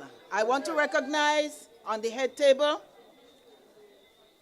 our hard-working, dedicated political leader, Sister Emmeline Pierre, and soon to be the next and the first female Prime Minister of Grenada, Carriacou, Petit Martinique, Honorable Emmeline Pierre, to the chairman of our party and the multi-times Prime Minister, longest serving Prime Minister of Grenada, Carriacou, Petit Martinique, Honorable Dr. Keith Claudius Mitchell. We have a lady with passion for the youth of our country who has shown what she can do before and ready to do more. Honorable Sister Kate Lewis.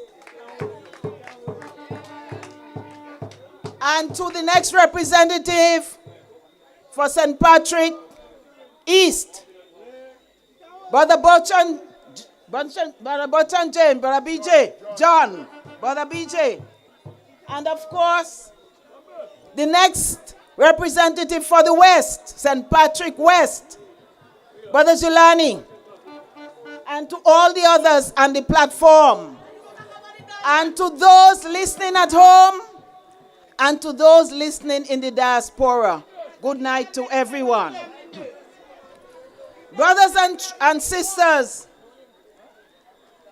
I greet you as a devoted patriot of Grenada, Carriacou, and Petit Martinique.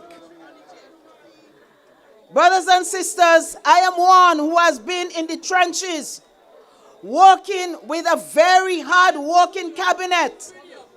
And I have worked as Minister for Health on 2 occasions, brothers and sisters.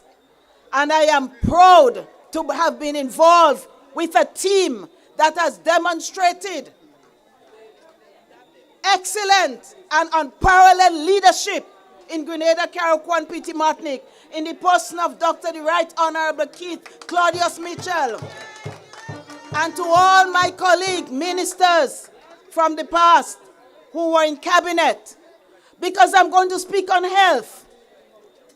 And I thought about the team in leadership in Grenada when I was a minister of health. And I thought about the support that I had from the leader of our party, the leader of our cabinet, and the leader of our country, Dr. Mitchell, when we had needs, and how others supported. And I'm asking myself, where is the support for health for Grenada, Carriacou, and Petit Martinique? Brothers and sisters, I am so proud to have been a part of the team that laid the foundation for the upgrade in the diagnostic department of the General Hospital. We never had a CT scan before. NNP brought CT scan into the General Hospital, brothers and sisters. The upgrade of accident and emergency, such a pleasant place to go to, but it is fast becoming unpleasant. Good sitting X-ray, technicians, everybody there. Nowadays, if you go to accident and emergency, they're asking you if you could help the patient to walk. It don't have wheelchairs, brothers and sisters. It don't have wheelchairs in a wonderful facility that was set up by the new National Party. Brothers and sisters, I recall working with a team during the time of COVID. It's not long ago when we faced COVID head on, and we did what we had to do, and we managed COVID so that we could bring back tourism into Grenada, so that we could bring back healthy people to their work, brothers and sisters, and so that persons who had to stay at home could go back out to school, to work, and to make this country vibrant again under the new National Party, brothers and sisters. That is the team I worked with. Brothers and sisters, I worked with that team. And I remember our present political leader. She headed the team that worked assiduously on the National Health Insurance. We call it NHI. Because we recognized that you could not pay every time $150, $200 for a doctor. We realized that not every time you could purchase medication, brothers and sisters. And we knew that the government alone could not shoulder the burden of the cost of healthcare. But we did an excellent job, I can tell you. And I'm going to talk about the medication in a while. But we knew that we needed the National Health Insurance. And so a lot of work was done on that, brothers and sisters. And when the new government came, they scrapped it. And I heard the Prime Minister of this country say, well, you can't do everything one time. But some of the things they're doing could be put aside so that important things could be done for our country, like the National Health Insurance. So many things we could think about, like the traveling every day, like the monies they spend for rental, for the monies that they pay people, their supporters, their activists, to do work that they cannot deliver on, brothers and sisters. That would go a long way to making a difference, brothers and sisters.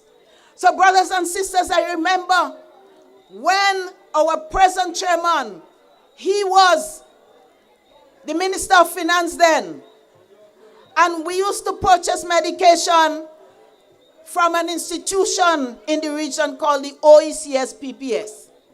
And what they used to do was to source cheap drugs. Not all drugs, you know. They used to source good drugs, but cheaply, so that we can have access.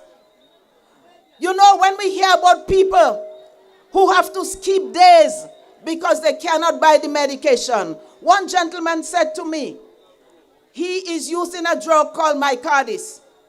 And in 2022, that medication costs $60. In 2025, that same medication costs $190, brothers and sisters. More than 3 times what it cost then. If we do not have a national health insurance, and if we do not have a minister for finance who cares about the people, if we do not have a government who cares about the people, if we do not have a prime minister who cares, because all of them sitting in the cabinet make decisions where the money should spend. And if they had paid the OECS PPS, then they would be getting medications, so they don't have to wait when they feel a pain behind their neck to take a tablet, brothers and sisters. That time your pressure gone way out of line already. That didn't used to happen under the New National Party. If people skip, they skip for themselves. But we made sure the medication for the sugar, for the pressure, was there in the government pharmacy so that the people could have access to it, brothers and sisters. Brothers and sisters, that teamwork and that caring that we had allowed us to achieve so much. The Guelph Polyclinic, the NDC received it fully equipped. Now it's empty, brothers and sisters. Up to now, they cannot tell us on the whole Western Corridor, because that was designed to serve the people of St. Patrick, St. Mark, St. John, so they do not have to go all the way to St. George, brothers and sisters. But now, it is just there. And yes, it does serve a little purpose, but it's a far cry from the purpose that it was intended to. So everybody don't have to run to the general hospital. People would have service 24/7, and there would be people who would man that polyclinic for that period of time. It's not happening. Brothers and sisters, you ask about the Sotes Polyclinic medical station. Sometimes the nurses are not there. Sometimes those who sleep there, that is the rest period, and there's nobody to take over from them, brothers and sisters. It is a lot worse than before. These things never happened under the New National Party, brothers and sisters. So we know that healthcare is expensive.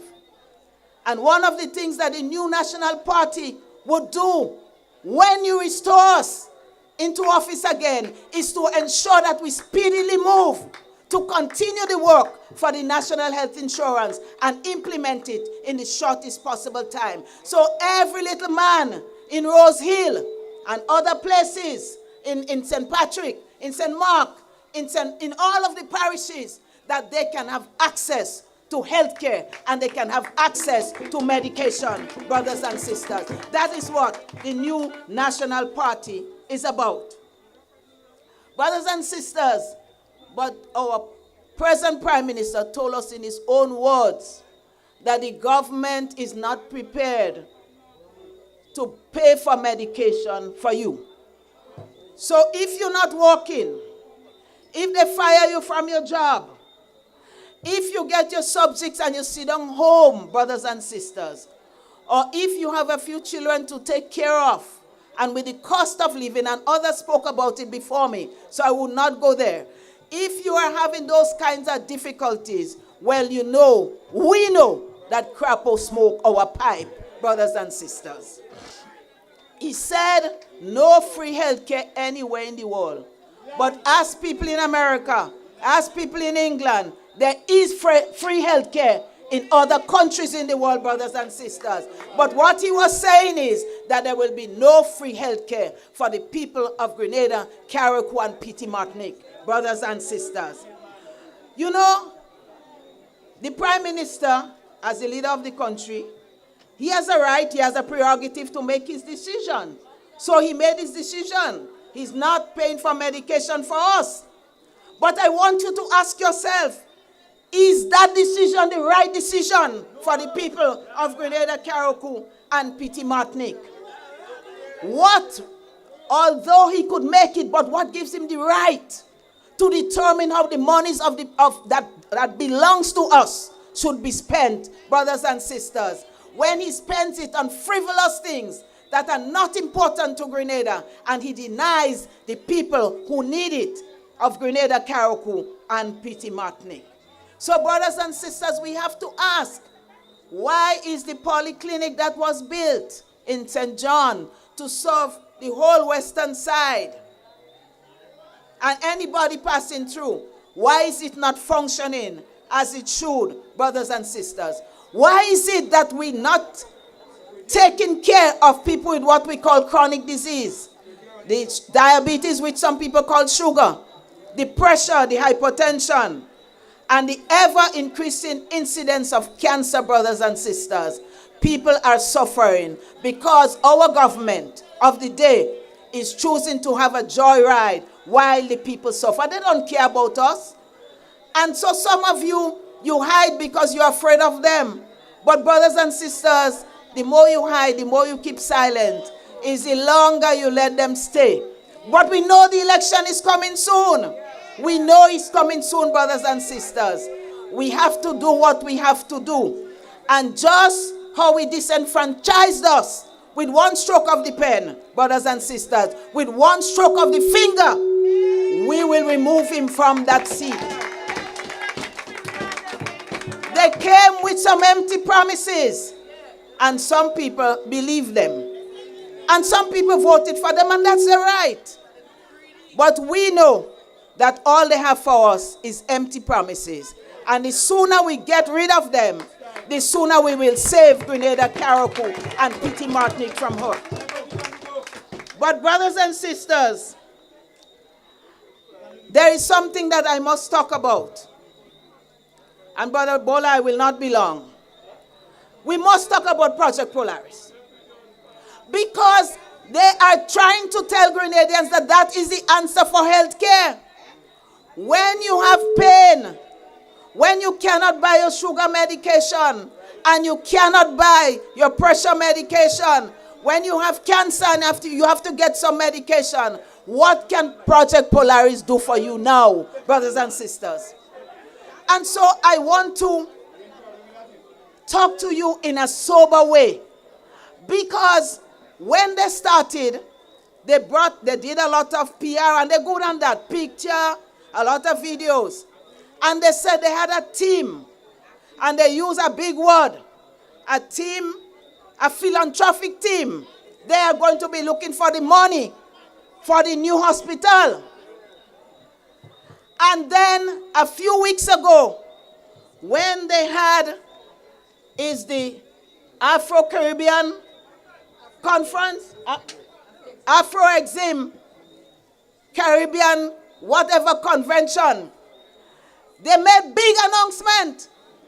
They said they're getting how many 100 million for the hospital. But brothers and sisters, you have to listen to what comes after that. And regardless of your political affiliation, regardless to who you like, who look young, who wearing slippers when he should wear shoes, regardless of that, brothers and sisters, you have to think. You have to think and you have to listen.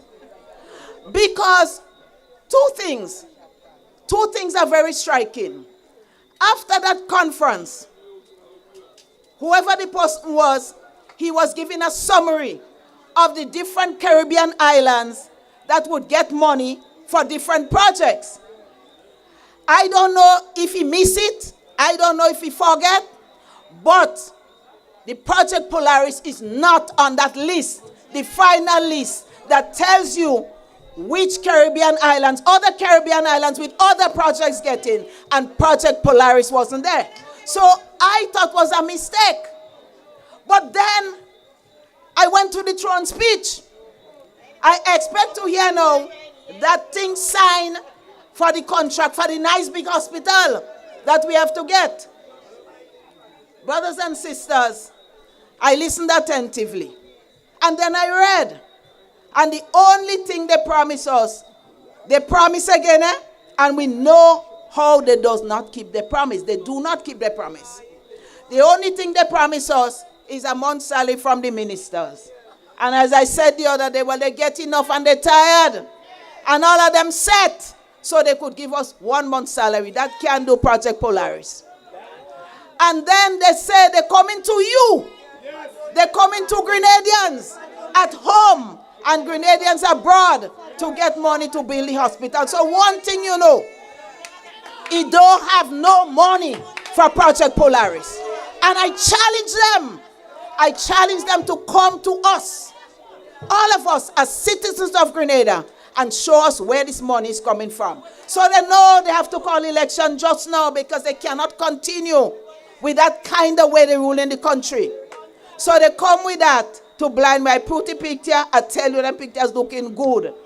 But nothing behind the pictures, brothers and sisters.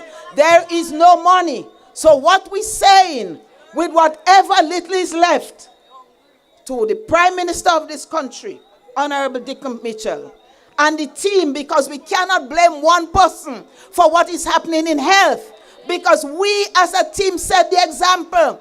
When I had to go to meetings with the OECS PPS and we owe our money, and I went to the Minister for Finance and the Prime Minister, he made sure I went up with a check so that every one of us could have medication available to us. We cannot blame one person. We cannot blame the minister alone. We have to blame the whole of cabinet, because they should stand up and realize that the people who voted for them are suffering. Brothers and sisters, when we were restored to office, I spoke about the National Health Insurance. We have a hospital that's been upgraded under the new National Party. The first thing we will do is to make sure there is medication in the hospital, that you have reagents for the lab tests, brothers and sisters, and we'll make sure that you have proper treatment for cancer and research for cancer, brothers and sisters. Why is Grenada having the highest incidence of cancer in the whole of the Caribbean? This new National Party will ensure that we do that. Brothers and sisters, we have been there before, as the other said. We have been tried and tested, and we have done it in more difficult times than now. The NNP will do it again, brothers and sisters. So with one swipe of the finger, we will get them out. And you bring a party, and in short time, in short order, the new National Party will restore proper health care to Grenada, Carriacou, and P.T. Martin. Brothers and sisters, I thank you. Call them, wake them, tell them, we voting NNP again. Call them. We thank Dr. Modest. She didn't only tell us what used to happen. She tell us what will come through after you keep the promise of voting NNP. Yes, time to chase those crazy ballheads. You know, she said, they make decisions and spend the money where they want. So they can't buy medication for the country. But the Prime Minister refused to live in the house that the country provides for him. The house where every other Prime Minister before him lived. They have rats and cats and I don't know what else running in and out of the house, paying security and cleaning the yard. And then he take the money that he can't buy medication with, and he paying $25,000 a month to rent a place. But you know what a guy tell me? Well, he didn't must rent anyway, because he doesn't be in Grenada anyway. So, anyway, we got to move. The time is running down. Speaker is to go still. Now, Mr. DJ, a fitted music for the father of the house. The man who helped build the foundation. The man who ensured, as you heard Mr. Batis explain earlier on, ensured that Grenada become a better and a more prosperous country. And the man who is still willing to fight and to toil and to be a part of the team to ensure that NNP returns to government once more, so that you, the people, not only of Rosehill, but of Grenada, Carriacou, and P.T. Martinique, can live a better and more prosperous life. Put your hands together and let's welcome Dr. Mitchell. The house solid and the pillars strong. Don't stop the progress. We moving on. The house solid. Okay. Rosehill, good evening, good evening. Good evening, Rosehill. Whenever I'm in Rosehill, I feel I'm back home. But let me say here, First of all, let me recognize your distinguished political leader. And of course, as Sister Clarence just said, we hope to be the first female Prime Minister of this country. I know the Prime Minister job is a serious one. I had it for 23 years. There's a lot of headache in it, but if you care about people, you will solve problems for people, not about yourself. That is what the NNP is about, sisters and brothers. And I recognize the two caretakers of St. Patrick's West, Brother Gilani and Brother BJ of St. Patrick East. And I want to make the point, sisters and brothers, when you're going to vote, you're not just voting for an individual. You are not voting for an individual. Sometimes you hear somebody saying, I don't like this man, I don't like this person. Sisters and brothers, you're voting for a team of men and women that will help build your country and provide benefits for you and your children and your grandchildren. It's not about just liking somebody, because a lot of people like some people that the last election, they talk nice and they say he sound like a nice man. He young and nice, he thin and small, and he wearing slippers. He sung nice, but what you get afterwards? What did we get afterwards? So you vote for people who is part of a team of men and women who are committed to development of the country and to bringing benefits to all the people of your land. Tonight, sisters and brothers, you have heard me many, many times, and I'm going to be there to talk to you a lot of times again. But we have had a long night. And as far as I'm concerned, you have seen my works, and I'm there with the team. But I wanted you tonight to listen to your future Prime Minister and the leader of our party, because that is going to be the key person pulling us forward and pulling this country forward with a united team. So I am not going to be here long with you at all tonight. I just wanted you to see me, to see that looking well and happy, and continue to have the strength to help the team to continue to work, to build this country, to remove it from the hands of these imposters, and to bring back decency in government again. People who care about people. Sisters and brothers, Rose Hill has a rich political history. I remember the days as a young boy. I would travel up to all over where them public meetings, the GLP having meetings, because my parents were very strong GLP people. Wherever you hear the name Eric Gary today. And sisters and brothers, you remember the sacrifice of Eric Matthew Gary. Many of us would not be standing here tonight had it not been for the sacrifice of this man. And sometimes we forget. We forget the good some people do. And sometimes we talk only about their mistakes. And that's one of the things we have to learn, to appreciate goodness of people. When the time of service they give us, we must remember them.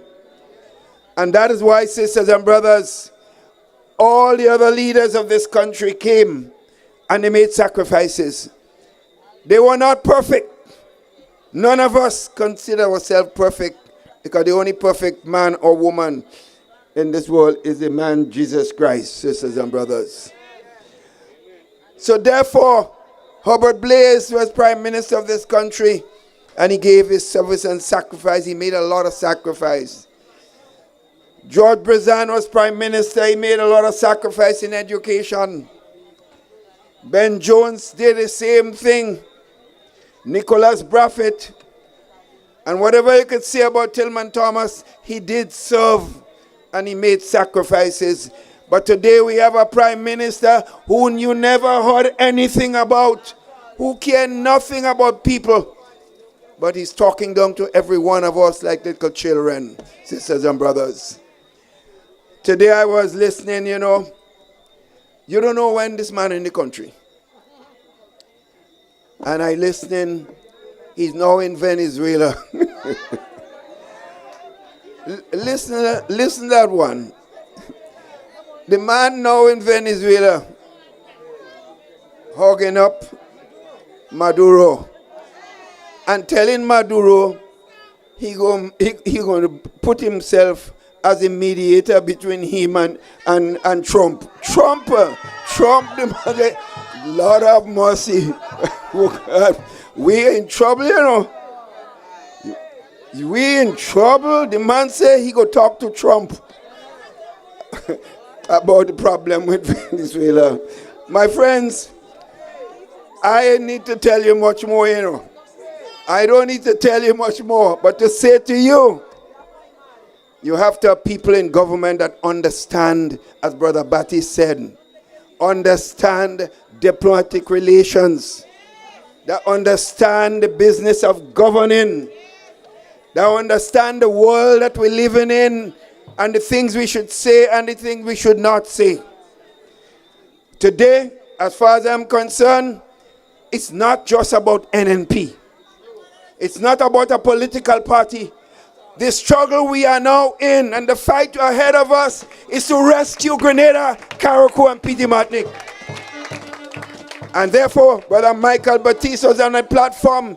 He didn't tell you he's a member of the NNP. He's a Grenadian fighting for the rescue mission of this country.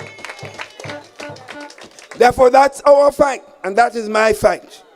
That is my struggle, because I watch the struggle of poor people in this country. I watch the suffering taking place, and we cannot take it anymore. And that is why, sisters and brothers, as I said to you, I am here to help continue the building of Grenada, Carriacou, and Petit Martinique.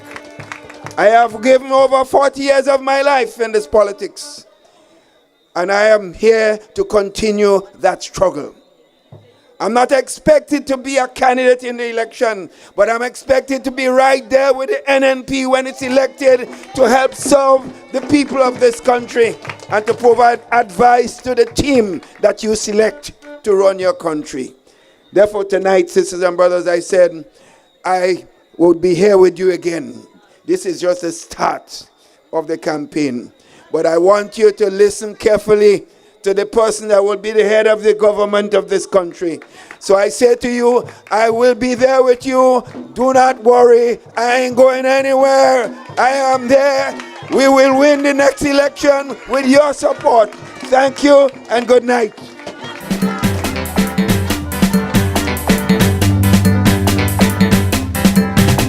The house solid and the pillars strong. Real solid, real solid. Built with stone. You remember when they used to refer to Dr. Mitchell like that? Foundation built in stone. So we're solid. So, my friends, we're moving on with a solid house. With unity and progress. We're building on the foundation that this man and the previous team had set. So, you ready for your Prime Minister in waiting? Yeah. I didn't hear that. You ready for your Prime Minister in waiting? Yeah. Well. Who am I to deny you? I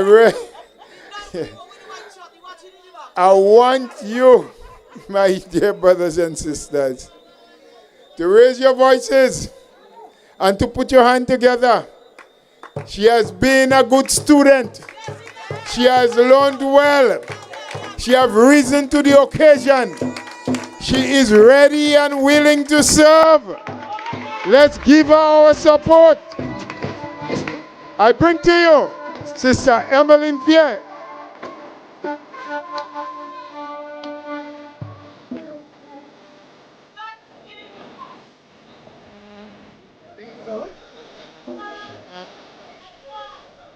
Thank you, Mr. DJ, thank you. We have some important business to attend to.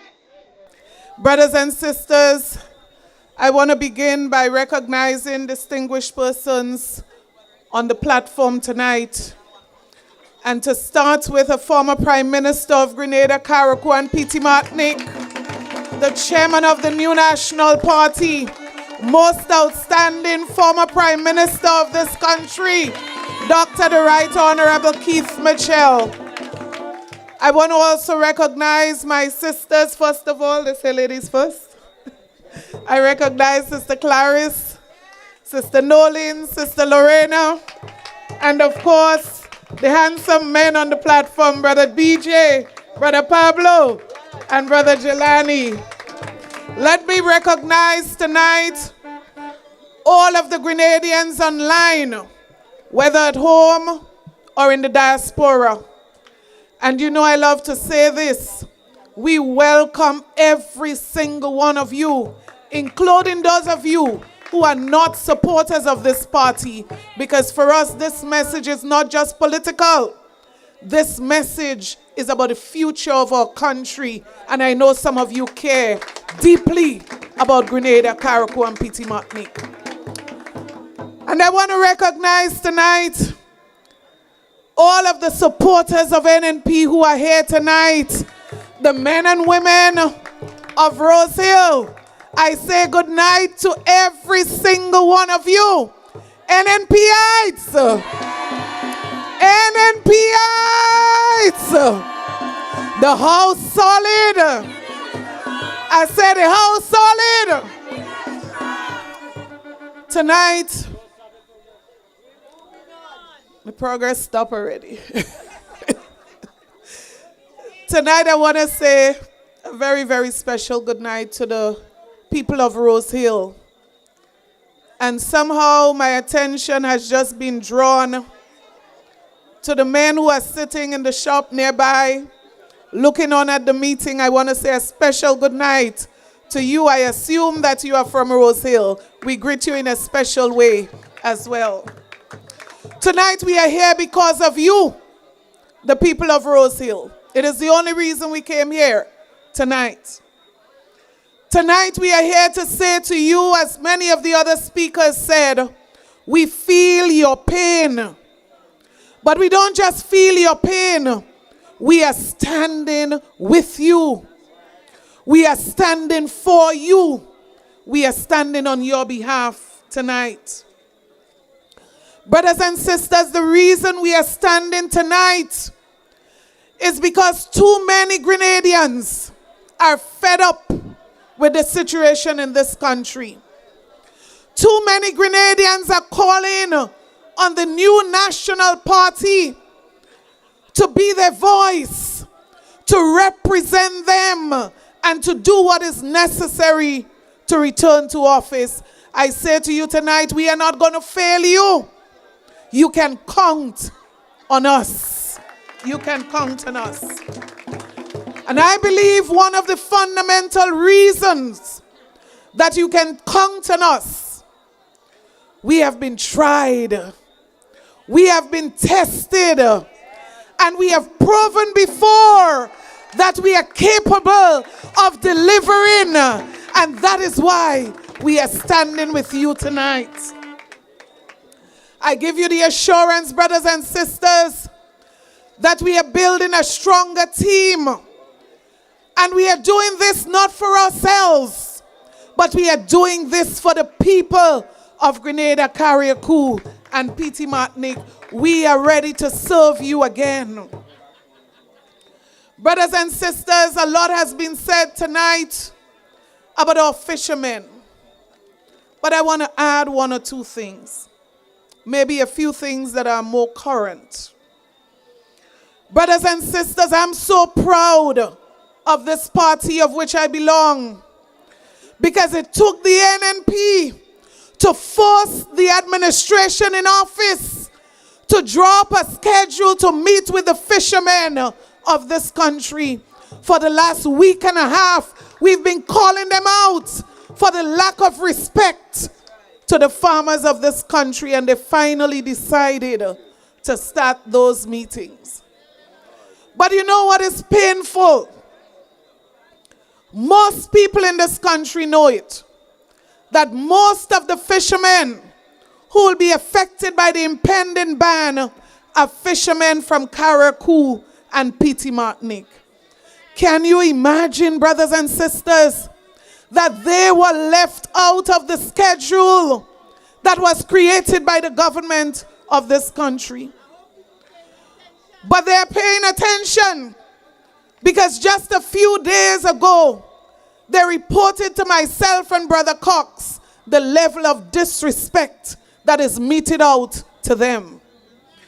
Not just that, they said to us that when the government wanted their vote, the Prime Minister said, Petite Martinique, Carriacou, and Grenada. They are smart people. They are paying attention, and they are noting very well that after this administration got what they wanted, it went back to Grenada, Carriacou, and Petite Martinique. I asked tonight, I asked the Prime Minister of this country, I asked the Cabinet, what do you have against the people of Carriacou and Petite Martinique? You know, yesterday they had their first meeting with the fishermen. One fisherman reported to me, he said the only person on the government team that seemed to know what they were about was the permanent secretary, P.S. Williams. Now I find it very difficult to understand how a permanent secretary from Carriacou and Petite Martinique could leave out the people and the fishermen of Carriacou and Petite Martinique from the consultation process. So I call out Brother Williams tonight and I say to you, have a heart for the people of Carriacou and Petite Martinique.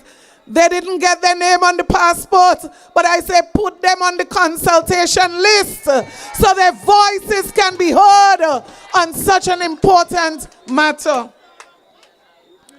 Brothers and sisters, I say to the fishermen of Carriacou, the fishermen of St. Patrick, St. Mark, St. Andrew, St. John, I say to all the fishermen of this country, do not lose hope. Do not lose hope. I say to you, there's not much confidence that you can have in your government, but you can trust Almighty God and you can do what you can do for yourself. And the NNP is here to support you, and we will be coming back to defend you and to protect you and to put systems in place so that your livelihood would always be protected. Brothers and sisters, this fisheries matter is not a simple one. And the one last thing I'm going to mention tonight that wasn't said earlier is that this matter has serious implications, not just for the fisheries sector, but for the agriculture sector. And you know why? A Amerijet comes here to take the fish from Grenada to the US. And when they come here, they take our soursop and other agricultural products. But do you know the majority of the cargo is the fish? And we have to ask ourselves, will they come as frequent as they did before? Will it be economical for them? And that is why this administration cannot afford to play around with such an important matter. We need an administration that doesn't panic when crises come. We need an administration like the NNP that would find solutions to problems and stop blaming people and stop cursing people, but deal with the problems that you have at hand. Brothers and sisters, I want to speak quickly about the issue of security, because right here in Rose Hill, right here in St. Patrick, I believe that every citizen is concerned about their security. Brothers and sisters, mothers cry themselves to sleep over their sons who lost their lives recently. Brothers and sisters, children are crying themselves to sleep because they lose their fathers. Communities are still grieving over the casualties of gun violence. Brothers and sisters, innocent people Imagine you standing on Wall Street trying to buy something to eat.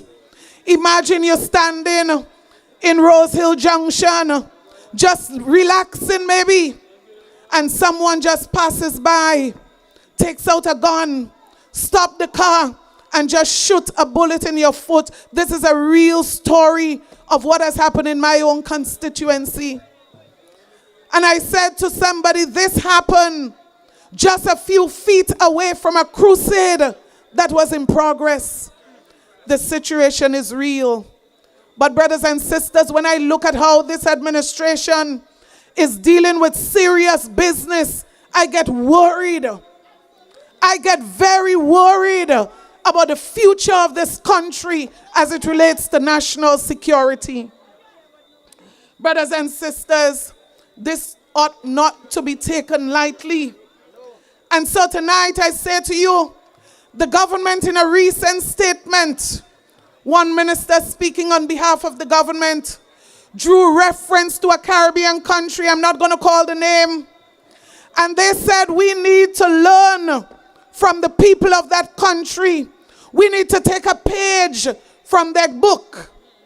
And she said, when there is crime in that country, they don't talk about it. When there is crime, it is not reported in the news. But I want to say to the administration, silence doesn't mean that crime is going to be reduced. Because guess what? In that very country, there's been 25 murders for the year so far. And it is predicted that by the end of the year, that figure will double. Brothers and sisters, people don't talk because they want to spread bad news on this country. People are talking because they are concerned about their very lives. But I believe what they are most concerned about is the laid-back attitude of our government as it relates to national security. Brothers and sisters, I don't propose that we go there announcing statistics on crime to the world. But I propose that our government need to get up and do something serious about the crime situation in this country before it's too late. Brothers and sisters, the authorities need to stand up and to put the house in order and to take their business serious. Because I say to you tonight, look at Trinidad. Look at Trinidad where they are today. They didn't start there. It was a very peaceful country. And it didn't happen overnight. And I say to you, we cannot afford to go to sleep on the situation of crime in this country. I've said it before and I'm going to say it again. Our government needs to ensure that we have a national strategic policy, a national strategic plan for crime prevention and reduction in this country. If we don't do that, we are spinning top in mud. If we don't do that, we are shooting ourselves in the foot. And I call on this administration again tonight, get your house in order. Settle down and mind your business. Brothers and sisters, we want a government that would implement solutions, practical solutions to the problem that we face. We don't want a government that's making a bad situation worse. And that is what is happening in this country. Let me show you why. Brothers and sisters, many police officers, we depend on them day and night. While we are sleeping, they are protecting this country. They sacrifice their very lives to protect us. And I say to you, have more respect for our police officers. But brothers and sisters, the sacrifices many of our police officers make, the level of victimization that they are experiencing is unbecoming for this administration. The level of victimization of police officers because of their perceived political affiliation must stop, because our country and the future of our country is at stake. Brothers and sisters, the morale of police officers I believe it is at its lowest in the history of this country, and our administration needs to check what is happening with police officers throughout the length and breadth of this country. Our administration needs to do a check. How many police officers have retired before reaching the age of retirement? Do an assessment and check what is happening under your nose. Police officers are leaving the service experience. Police officers leaving with their knowledge and their skills. And I say to you tonight, I'm not talking about my husband tonight. My husband has a voice, and I challenge him to speak for himself. I'm speaking about every other police officer tonight. Brothers and sisters, 5 weeks. Police officers are being trained for 5 weeks. Can you imagine that there are police officers going out in the street, have not been trained how to use a firearm? But you know what is sad? That is not the worst. You know what is the worst? Visit a police station at any time and ask for the officer in charge and hear what you'll be told. Most times, junior officers manning stations in this country. We are heading for a disaster. We need to turn course. We need to turn course as it relates to national security.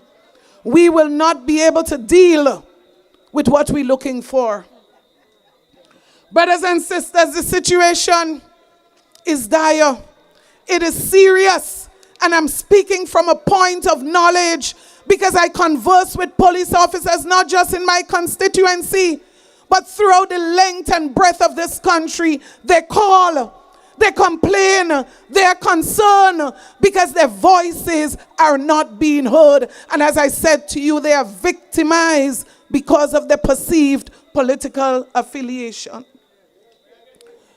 But even worse, we see the appointment of officers in certain positions. And you know that those appointments are strictly based on perceived political affiliation, because they get it wrong sometimes. Brothers and sisters, in many cases, square pegs in wrong hole. And why am I raising this issue? Because national security is a serious matter. Whether we rise or fall, national security is critical. And so it ought to be treated not as something you just play with as a football, but some serious attention must be given to national security in this country before it's too late. We used to be the gold standard when it comes to national security. I'm worried because most of the expertise, most of the experience are on the outside rather than on the inside right now. Brothers and sisters, let me draw a connection, because this is not in isolation. We can worry about national security. We can worry about our safety. But I want to show you another reason why this must be taken seriously.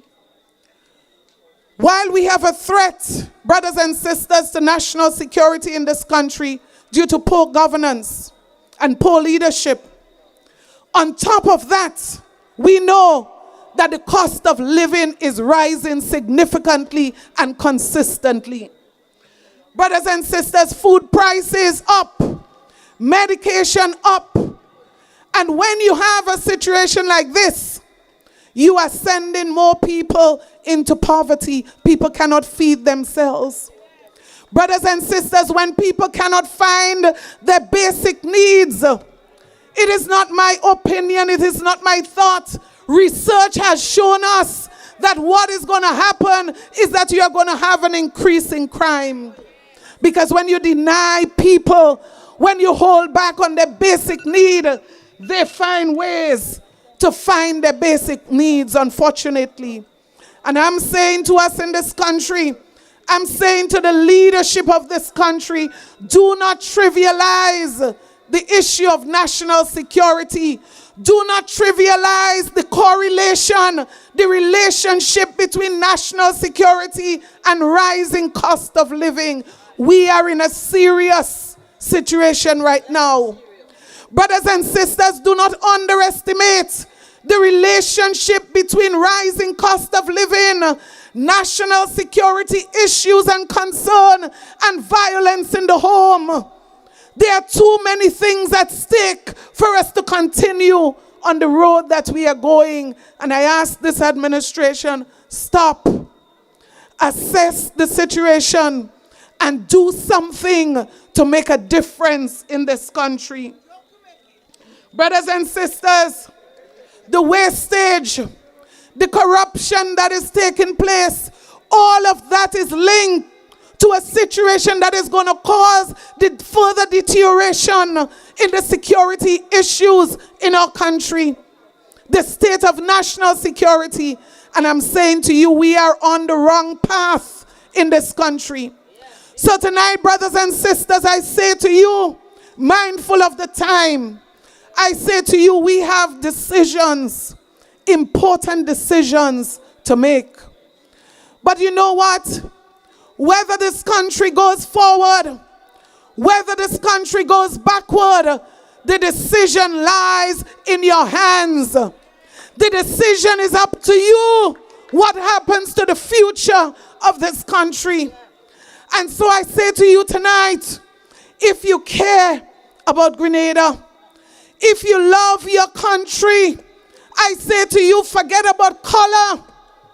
I say to you, forget about party and vote for the new national party, because it is the best choice for Grenada, Carriacou, and Petit Martinique. I say to you, we've had most of our peaceful days under the leadership of the new national party, under the leadership of Dr. the Right Honorable Keith Mitchell. We cannot allow this to go down the drain. We cannot sacrifice the hard work, the loyalty, the commitment of those former commissioners, those former police officers who have gone before.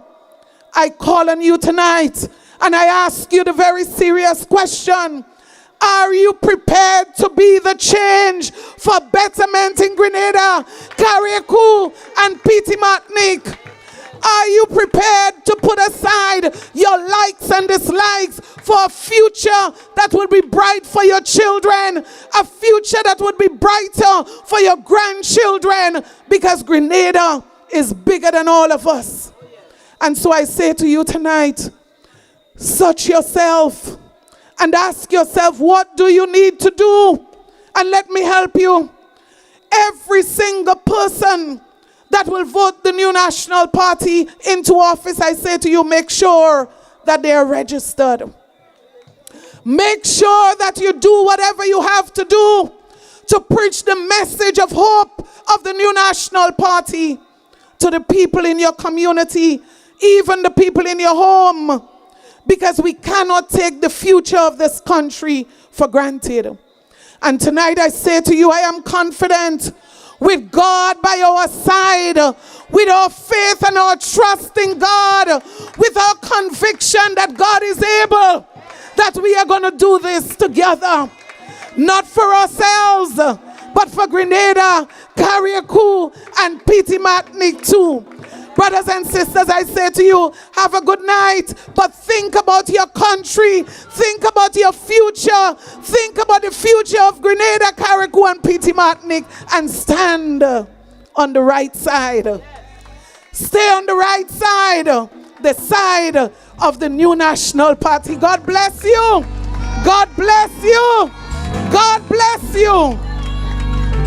I love you, Lord. Let's stand. Let us stand and let us hold hands. And let us thank God for how far He has brought us.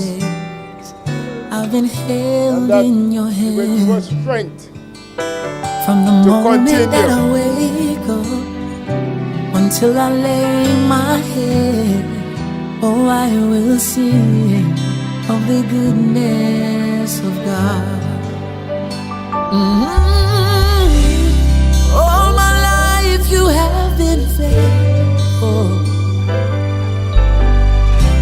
And all my life you have been so, so good. Yes, every breath that I am able, oh, I will sing of the goodness of God. You know I love your voice, for you have led me through the fire in darkest nights. You are close like no other. You know I've known you as a father. You know I've known you as a friend. And I have believed in the goodness of God.